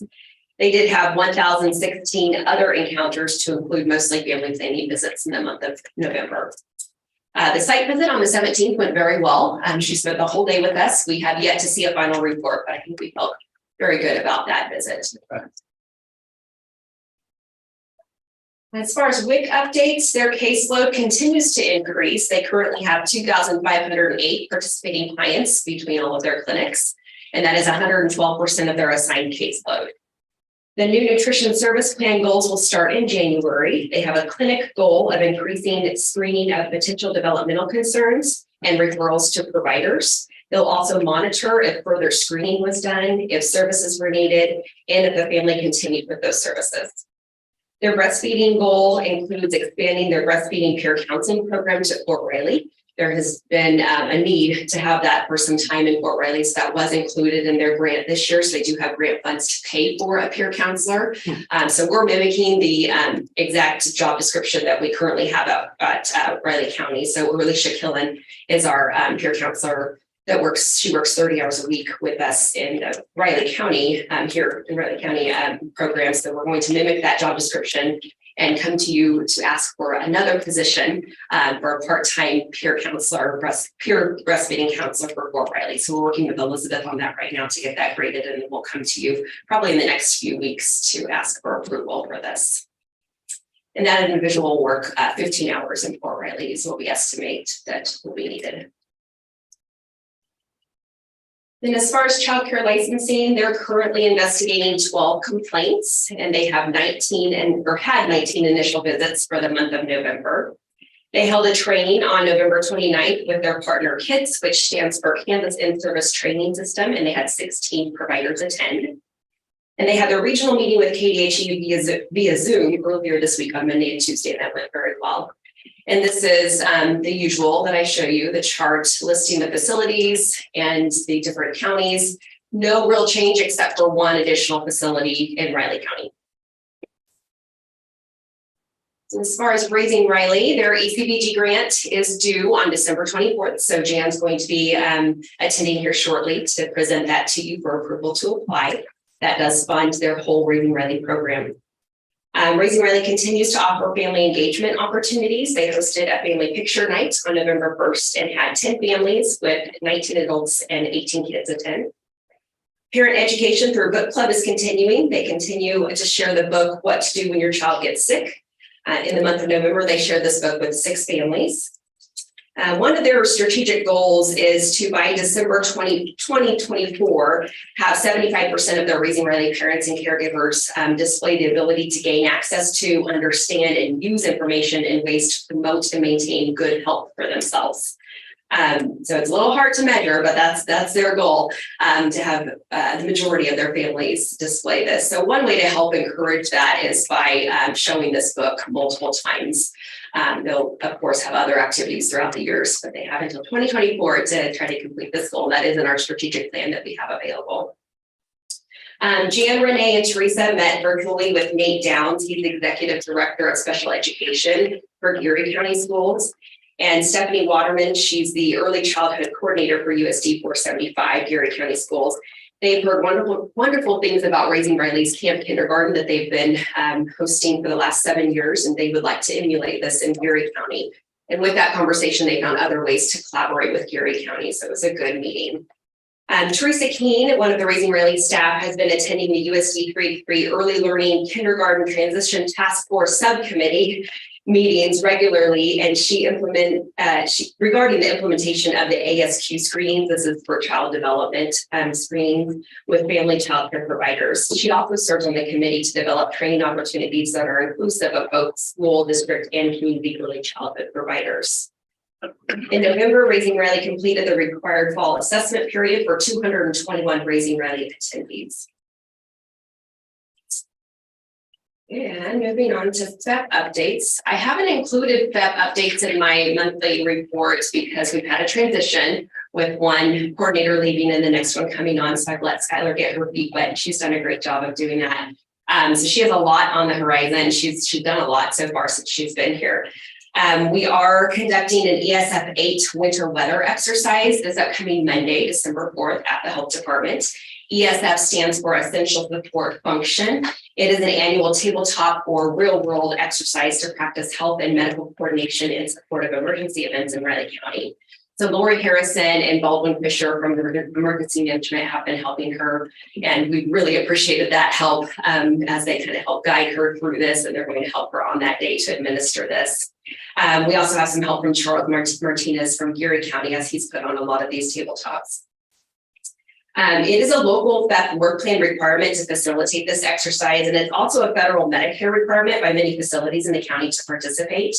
Most agencies involved in the ESF 8 have existing emergency plans and procedures, but this exercise is supposed to run through the procedures and look at it in conjunction with Riley County agencies for disaster planning. So facilities that will be present on Monday include Meadowlark, Stony Brook Health and Rehab, Ascension Via Christi, DaVita Dialysis, Glen Hills Dialysis, Manhattan Surgical, Adibus, and the Northeast Kansas Healthcare Coalition rep. This year's exercise again will be on winter weather. FEP has been engaged in community outreach events such as Bugapalooza, Petapalooza, the Howl and Prowl, and she's done a lot of social media campaigns with the help of Vivian. Skylar has attended these events and she's handed out disaster plan kits, first aid kits, and bug repellent when the weather is appropriate for that. We are once again a community testing partner through KDHE, so we are offering COVID-19 antigen and PCR testing. And we're also monitoring for flu and RSV trends. And we are planning on testing for flu, as I mentioned in the email probably about a month ago. We were planning on it sooner than now, but we weren't able to get the kits for this. So we now have the kits in hand. So we're developing a plan with Vivian to be able to put this out publicly that we are able to offer free flu testing. We're hoping to do this as soon as Monday, but we'll make sure that we have everything, all of our ducks in a row before we do that, and I'll let you know for sure. Now we do have an upcoming event. So quarterly we hold professional development at the health department. So we bring in speakers usually from the community to talk about resources in the community. It's really helpful to our staff to hear what they have to offer, and then they can, of course, connect clients to those resources. So I've invited you all to the next professional development. It is combined with our holiday party. We usually do this in December. We have a packed agenda. We've asked Dr. Matt Wassam from Katie's Way to come in and talk about childhood trauma. So topics he will cover are defining and understanding trauma in children, trauma signs and symptoms, trauma's influence on the brain and development, and how children build resilience and how adult support can help. So it is a packed presentation. That's why we've allowed for 2 hours. Then we will also have Shanika Rose, our health educator, talk about quality improvement projects going on at the health department. Heather Ritchie will talk about childcare licensing reporting, as she does every year. Dr. Ellen Mulcahy from the MPH program at Kent State University has asked to come in and talk about the new scholarships they're offering for students. I will talk about employee satisfaction survey results, and then we'll have program updates by the different program supervisors. And then we'll have lunch and a little fun activity. So you're all invited, and you're all invited to the whole day if you can come. But certainly if you can come to lunch, we'd love to have you. And that will be at the FCRC building in the conference room upstairs. And then as far as staff updates, we have extended an offer to HF Sampson. She will be our new community health educator for our opioid grant. We had anticipated a start date of December 12th, but that might be pushed back. So before the new year, she will start with us, and she will be part-time through August of 2023. We do have a WIC clerk vacancy, and this has been vacant for a couple of months. I just wanted to remind you of that. And the goal is to fill that position hopefully in January. So Caitlin, our WIC supervisor, will come to you and ask permission to be able to fill this within the next couple of weeks. And that's all I have. Do you have any questions?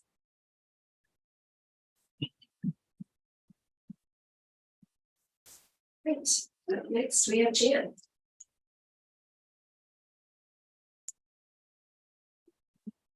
Good morning, Commissioner. Morning. I was here not too long ago and shared with you what Raising Riley is all about. So I'm going to kind of skip some of that background information and save you some time. I'm here today to ask permission to submit for the ECBJ grant renewal for fiscal year 24. It is a level funding request this year with the possibility that we may get additional funding if more funds are released from the CIF funds. But as it stands right now, we're requesting from the Children's Cabinet $835,096. And in addition to that funding, we're required to have some community match, which Riley County has always so graciously provided for us. And that also is remaining level, which it has for the last several years at $113,875, along with some the in-kind that you guys provide for us, which comes to about $50,600. So that's the request in our grant.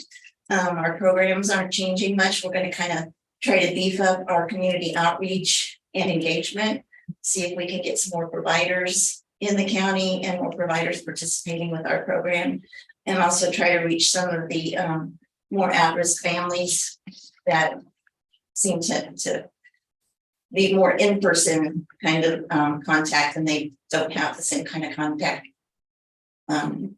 available to them as far as social media and things like that. So we're going to ramp that up a bit this year. So we also provide $35,000 in indirect costs back to the county from our grant funds. So I'm just here to ask permission to submit this grant. No more questions. Make a motion then to approve the request to submit the ECBG grant as presented. I would second that. Been moved and seconded to approve submitting the grant application. All in favor? Aye. Thank you. Thank you, Jan.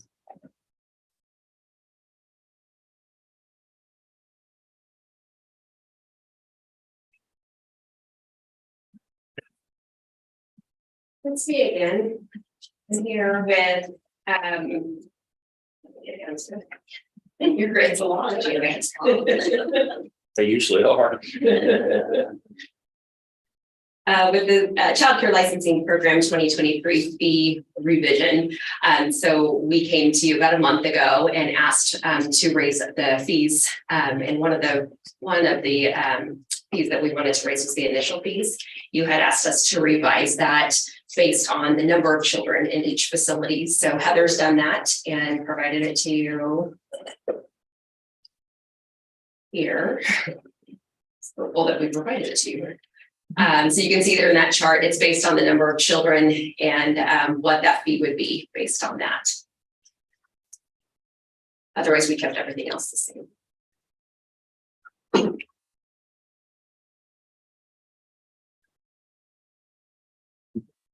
Sometimes it makes more sense as we Right. discussed.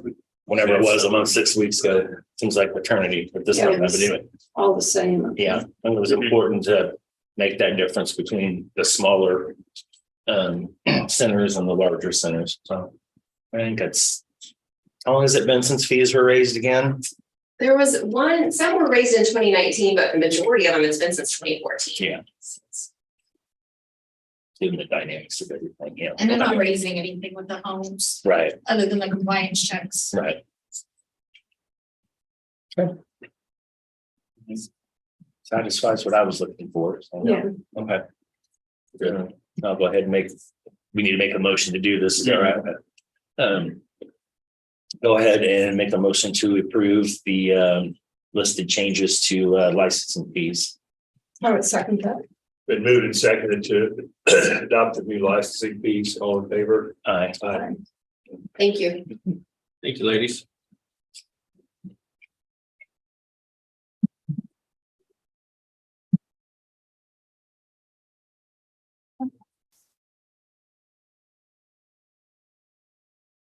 We're going to make a motion to recess as the Board of County Health and then reconvene as the Board of County Commission. I would second that. Been moved and seconded to recess to the Board of Health and reconvene as Board of Commissioners. All in favor? Aye. Next commissioner, you have Mr. Holman at 10:30.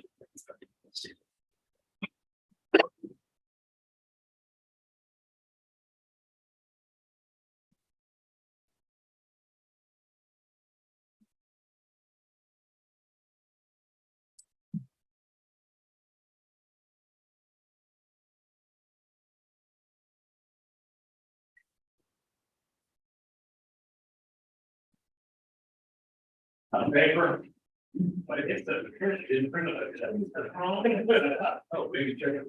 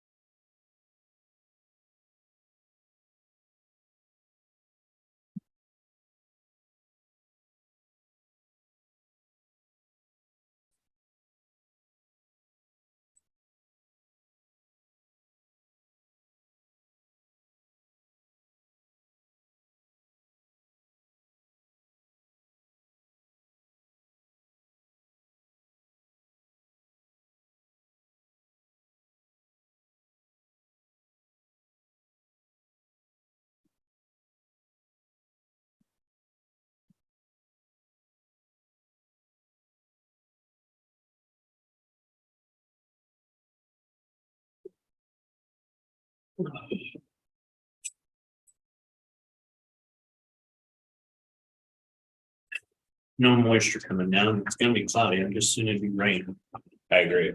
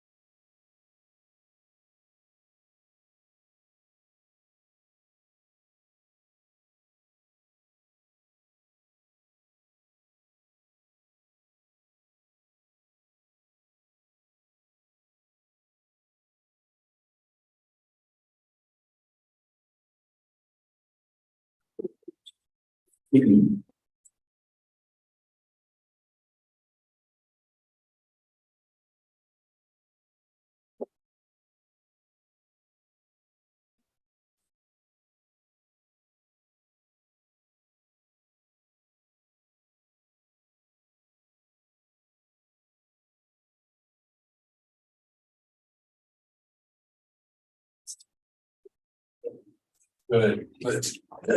Morning, Commissioners. Clancy Holman, Riley County Counselor.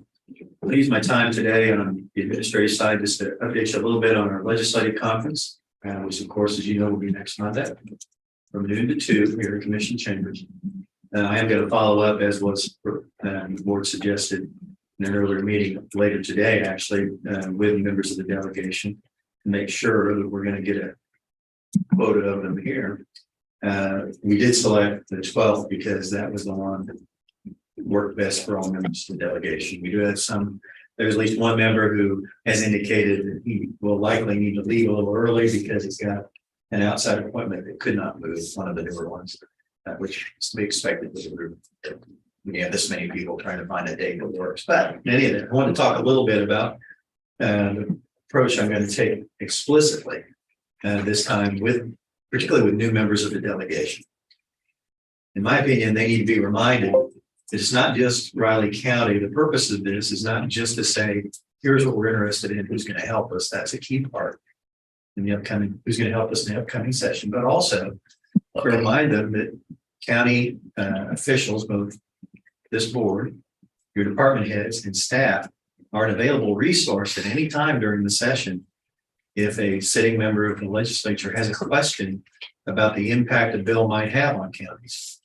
As you might expect, sometimes what they are told, I would say, is a stretch for what really goes on any given issue. Sometimes they are broad issues that are not really of statewide concern, which you would think would be what would justify a statute. That used to be something that we heard routinely. We heard it from our own members of our delegation years ago, that we really can't assist with this because it's really a local issue. Well, it's kind of fallen by the wayside. And at least it sure looks to me like a lot of times the legislature, this is editorial comment only, that they spend a great deal of time dealing with matters that really are local matters. And crafting a statute that is intended to address that local issue in one county. And then it has, guess what, an impact on all counties because it's uniform legislation. Addressing a problem that may not be a problem at all for 104 counties, but is a problem for one. And quite frankly, one that probably ought to be resolved locally.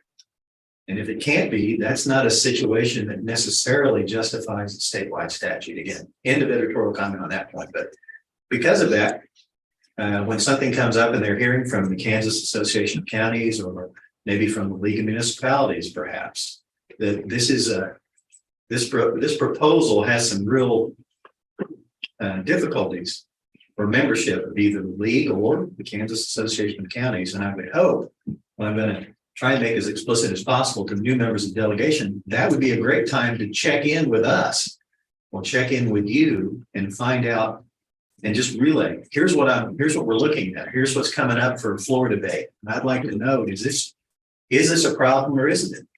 Or I'm being told this is a disaster. Is this the kind of disaster that's happening there? And quite frankly, your department heads, most of them are heavily involved in their professional associations. And so they have information, not just on Riley County from their own experience, but statewide on some of these larger issues. And I'm just going to emphasize that, again, this is not just an opportunity for Riley County to say, help us with this, this, and this, which is legitimate, but also encourage them to call when they have a question or call when they want information.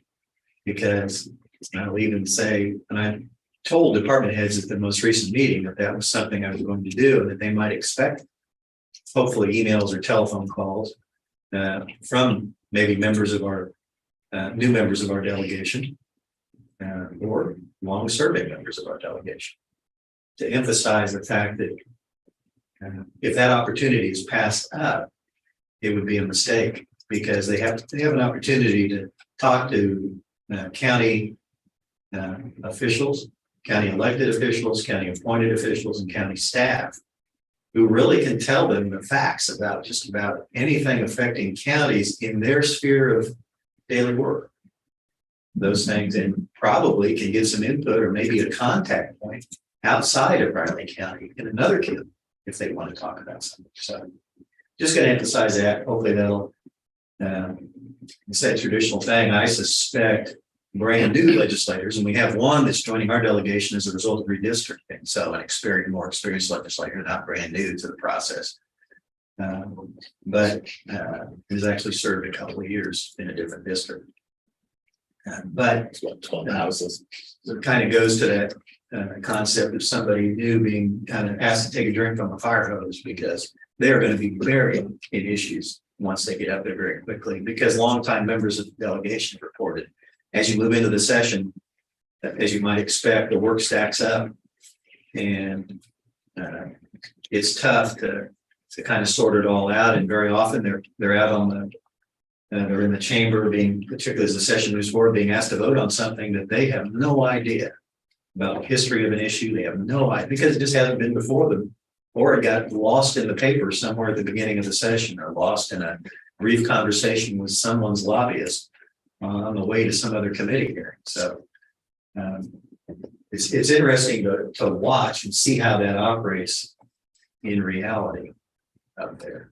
So anyway, I just want to give you a heads up. That's something I'll be touching on probably at the very beginning and maybe at the end of Monday's legislative conference.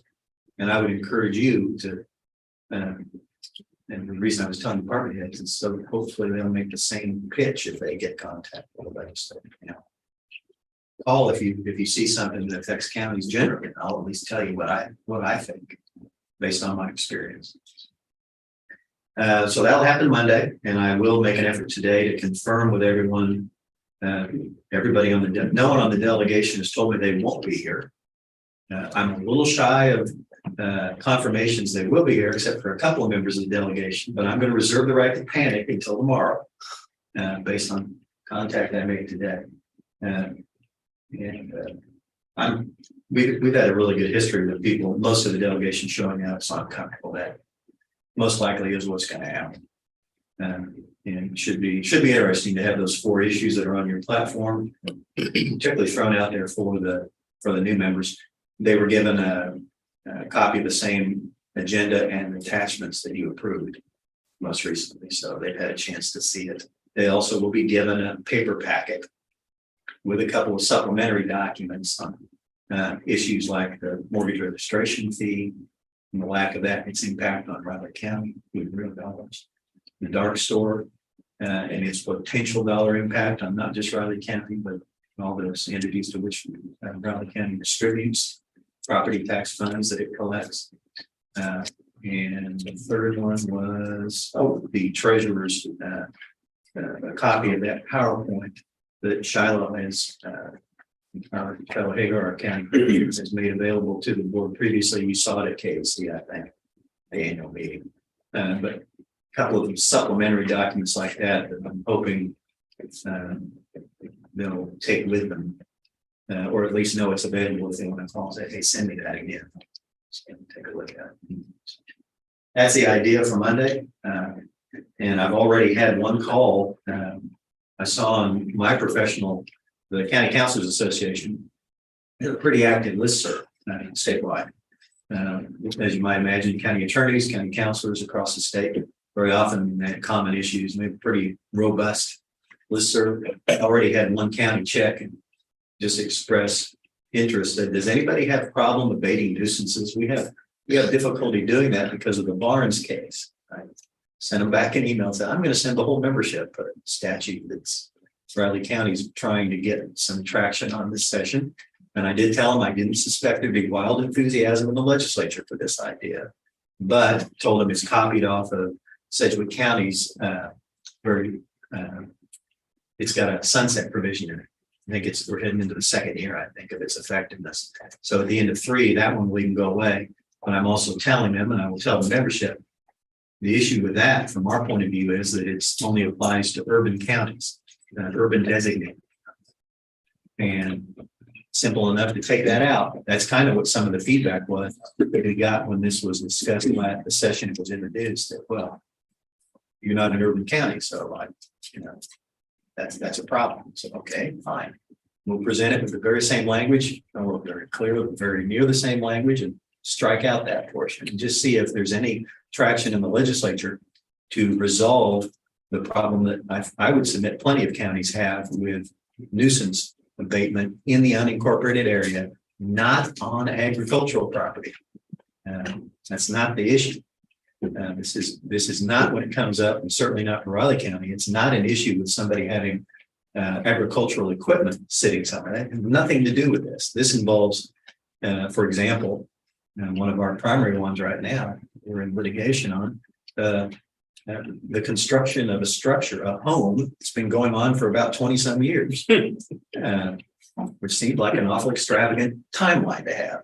And as a result, it's not just the delay in the construction, it's the fact the way the property looks and the way it looks to its neighbor, that property looks to the surrounding property. So it's a good example of how we really, the kind of abatement statute that we're proposing that would give counties the ability to do self-help, abate a really problem nuisance, and then put the cost of it on the property. I would submit that even the ability to do that is going to solve a lot of those problems if we can just get the legislature to go along. Enough of the legislature to go along with the concept. We'll see. So glad to answer any questions you've got. All right, that's all I have. Thank you. Thanks, Nancy. Next, Commissioner, you have executive session at 10:50 with Anna Burson.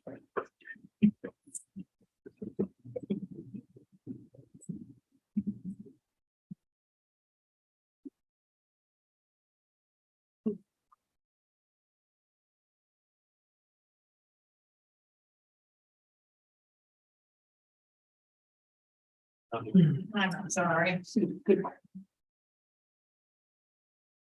I'll be back. Okay.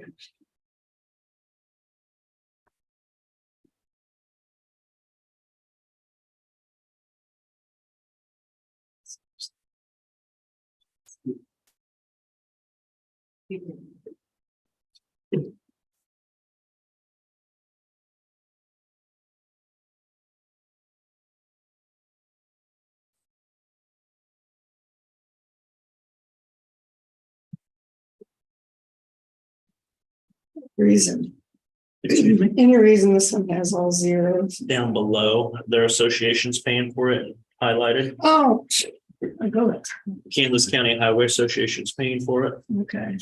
Duh, sorry. No, I that's didn't no go that problem. far, but. So we're here for questions. Thought maybe somebody They're pretty forgot good to fill about it out. doing that, our public works department, and they generally, do a lot of conferences get that association to pay for it. Good.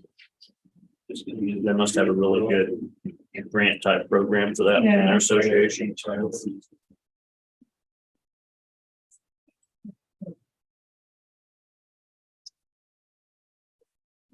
Oh,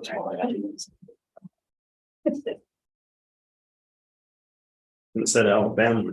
one of them says Alabama, one says Orange Beach, Alabama, and one's Pensacola, Florida. Mhm.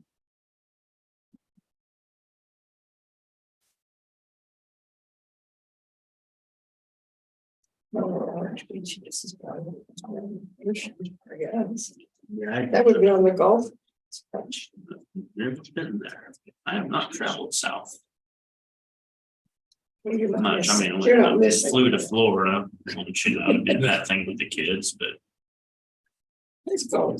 I wasn't Yeah, as impressed with Florida as I thought I would be. really. Because back in the 70s, they had great beaches. Nice clear water. Oh, yeah, they don't anymore though. Yeah, so I hesitated. I figured it's probably not true anymore. Well, they used to have a great barrier or reef off of Palm Beach. Yeah. And it's gradually dying. There's not much left of fish anymore. Hmm. Right, that's sad. I mean, I was glad I had seen it once because I always wanted to go, but yeah, I wasn't overly impressed.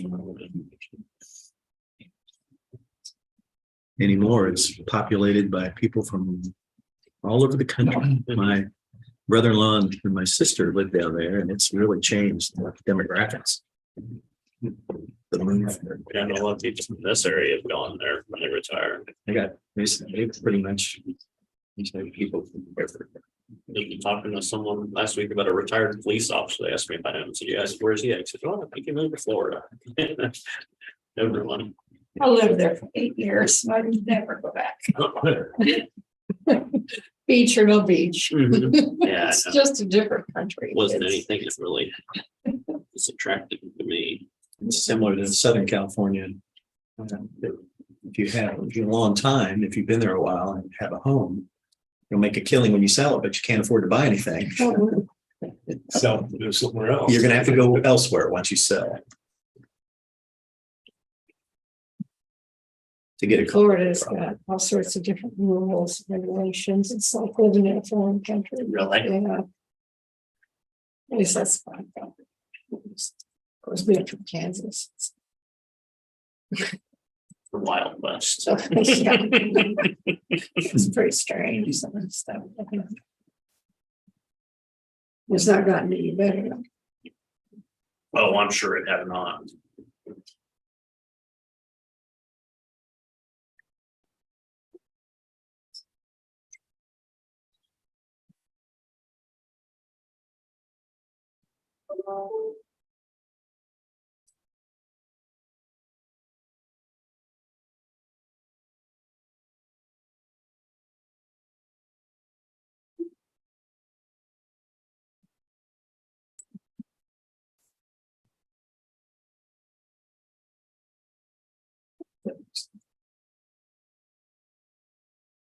It's travel requests with them to engage. It's a problem.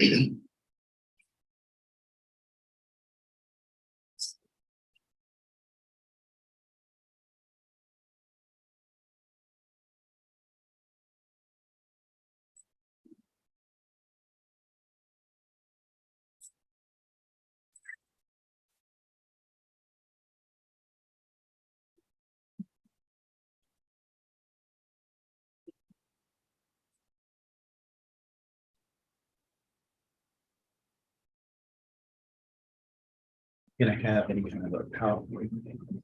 Okay, I wasn't asking for one. I just wanted to make sure IT knew. Yeah, no, I would have grabbed it and make sure I had it all set up right, but yeah, I figured since I emailed it, that didn't like necessarily need it. Yeah, that's fine. Like I said, I'm not lobbying for one. Thank you.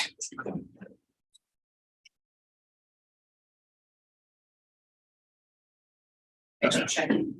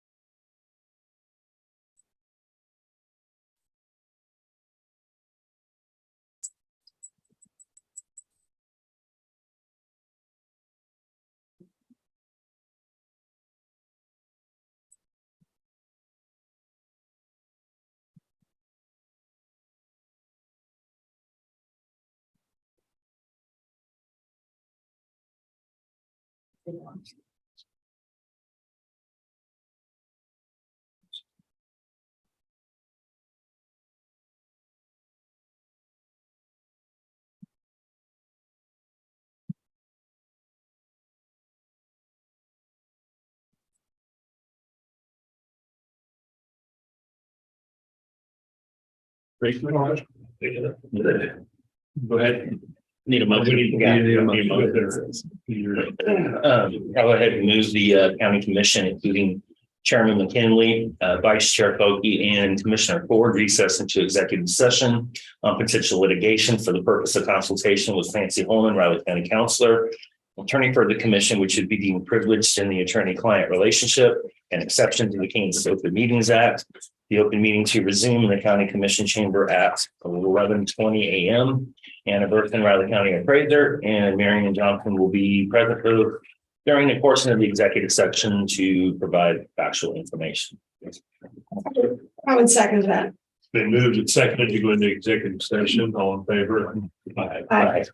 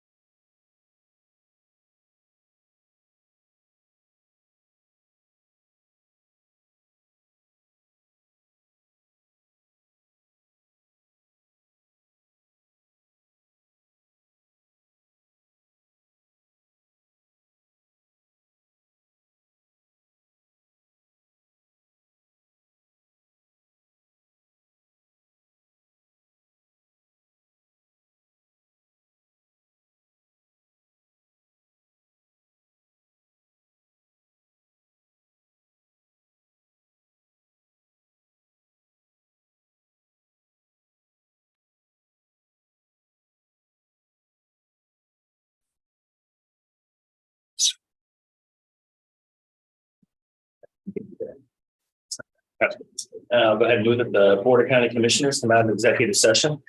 I'll second that. Been moved and seconded to come out of executive session. All in favor? Aye. I also move that the record reflect action shall be taken consistent with the consensus reached in executive session. I'll second that. Moved and seconded that actions will be taken consistent with the consensus reached in the meeting. All in favor? Aye. Okay, next commissioners, it's time for John Ellerman. Good morning, John Ellerman, Public Works, and today I am asking to send Evan and Alvin to Orange Beach, Alabama for the NACE, National Association of County Engineers Conference. April 15th through the 20th. I'm sure you've heard about the NACE conferences before, most of you, maybe the other. National Association of County Engineers and Road Supervisors, road professionals, county road professionals. The whole slew of educational sections is really pretty good, well packed with education. Pretty big expo to see new products and stuff going on. There's an opportunity to network with other states and other county engineers and road professionals. Really pretty good conference to be able to. So we're asking to send those to Alvin's trip. For the most part, should be covered. We stay within a certain guidelines from Kansas County Highway Association will pay for him since he is an officer in that organization. So basically, we're just asking to pay for Evan to go. Okay, so Evan's gonna drive from Pensacola to. We put the driving cost in there for now. If we can find a flight, maybe cheaper than we will. I think actually we're gonna maybe try to fly is the way we set it up. But, we would have to rent a car. It's like 45 minutes from the airport to the convention center, where it's going to be. As long as we can get in there now and reserve our hotel at the conference site. If not, we go next door and it's a little bit.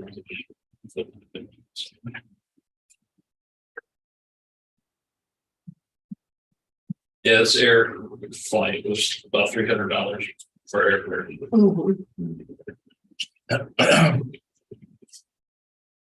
And once the car is rented, him and Evan are out and we'll share the car. Maybe even KCH can pay for part of that too. So most of the conference will have meals and with it. KCHA will take our people to dinner one night. So there shouldn't be a whole lot of meals, but there's some built in there for the travel part of it too.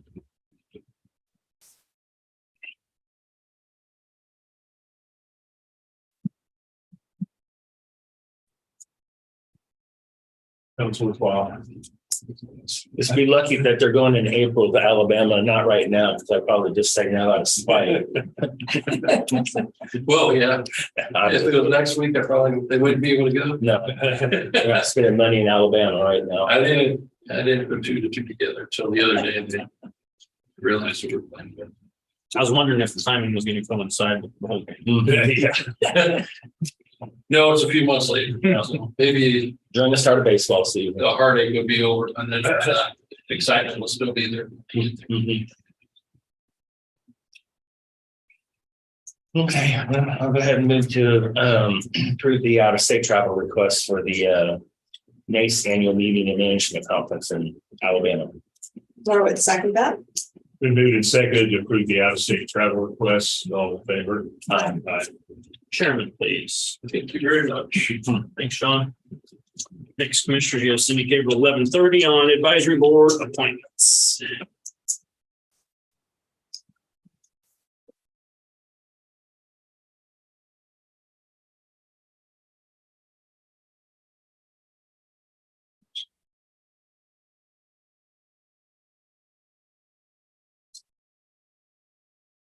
Feel like misting going on out there right now.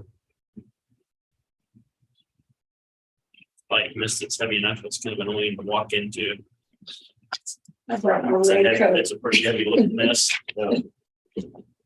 Oh, my driveway was slick this Oh, was it? this morning early. So I must have missed it in the middle of the night, froze a little bit. But the sidewalks.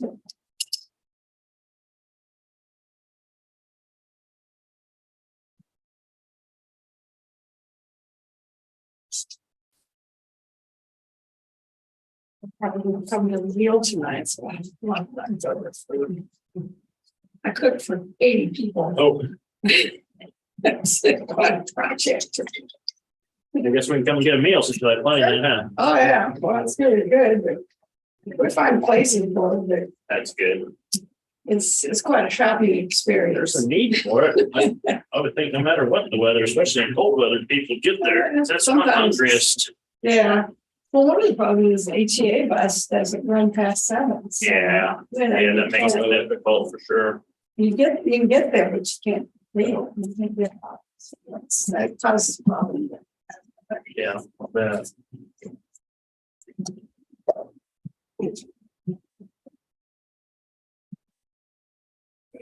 That's been later than that. What's better, of course, part of it is, like I say, they haven't had another driver. Yeah, well, it's been that way forever. It's always been a problem. But they also want to try it. First year, start doing some more remote factors there. So I've got to do that.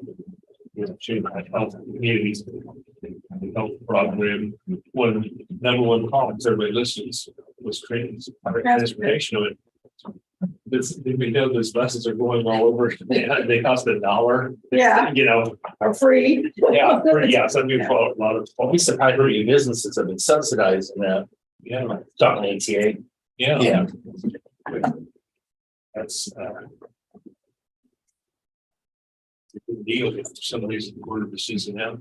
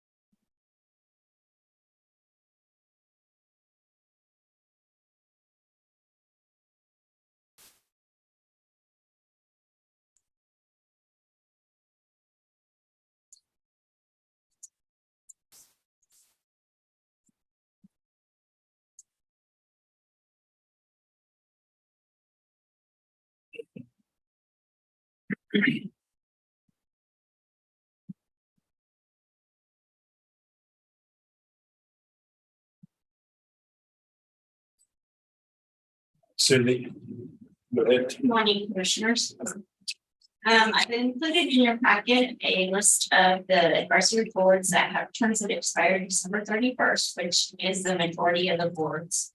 It's actually 12 out of the 19. I have the boards that expired positions that expire in December. I've also included interest forms, applications, and recommendations. Also is an ongoing list of advisory boards with terms that are open and meeting for a recommendation. Each board has a contact person that is contacted with terms that are open and waiting for a recommendation. The board openings were published one time in the Manhattan Mercury, 2 times in Riley County, and posted on the website and Facebook. The first board is the Fair Board. Robert Marks is interested in being reappointed, and Gary recommends reappointment. Daniel Anderson is not eligible. Brent Kimberly is recommended. Roy Brennerman is not interested. Kelsey Thomas is recommended. Pinterest Island, Ellen Adolph is interested. Public Works and John are recommending reappointment. Museum is not ready for reappointments at this time. North Central Benton Hills Area Agency on Aging. Linda Morse is interested, and Julie is recommended reappointment. County Mental Health, Robin recommends Ann and John being reappointed if they are interested. Planning Board and Board of Zoning Appeals, Commander recommends reappointing Diane, who is interested. The Health Council, Ellen is not eligible. They're recommending Philip Wiles. Daniel's position, he has moved. At this time, there's no recommendation. Haley's moved, not be recommending. So I see her with Robert Callahan. Bridge is not ready at this time. The role Economic Development, Gary recommends Jada and Warren to be reappointed if they're both interested. Yes, some miscellaneous positions that are open. You have in District 2 and in District 3 on the Council on Aging. And the North Central Benton Hills Area Agency on Aging has a term that expired in 2023. It's open. Parks has an open position, a member at large. And miscellaneous recommendations, Jennifer Miller has resigned, and they're recommending Julie Miller as a non-voting member. And Daniel Winslow, which is an old position that they did previously, and they're recommending Julie Bonner. And then JCAT, Shelley recommends James and Dana. Questions? When the ones say not eligible, it's just because is there term limits? Some of them have term limits. And that would be nice. Yeah. That was probably the case, just one.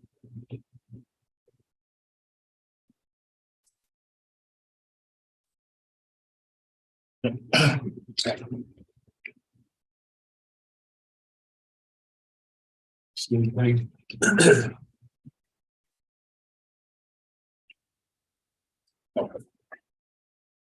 No, I don't have any. Yeah, I don't have anything here. I'll go ahead and make the motion to approve the appointments based on department head contacts person's recommendations. I would second that. Been moved and seconded to approve the appointments as listed. All in favor? Aye. Thank you, Cindy, for your work on that. Appreciate it. Thanks, Steve. And I'm assuming those will show up on Monday to the business meeting or something. Cindy, do you know when you'll have those for the board to sign or? I'll have them ready for Wednesday. Okay, great. Thank you. Practice your signing exercises. Everybody. Yes, signing. Some of those, I think we all have to sign, don't we? Yeah, I think generally you I think do. we signed all of them, I think. An hour of this meeting. Almost everything else we're doing on Monday, right? I don't have anything else this morning. We got a couple of long afternoons ahead of us. Yeah, today was a long morning. There's nothing else. I'll go ahead and make a motion that we adjourn the December 8th meeting of the Riley County Commission. I would second that. Been moved and seconded to adjourn the meeting, all in favor? Aye.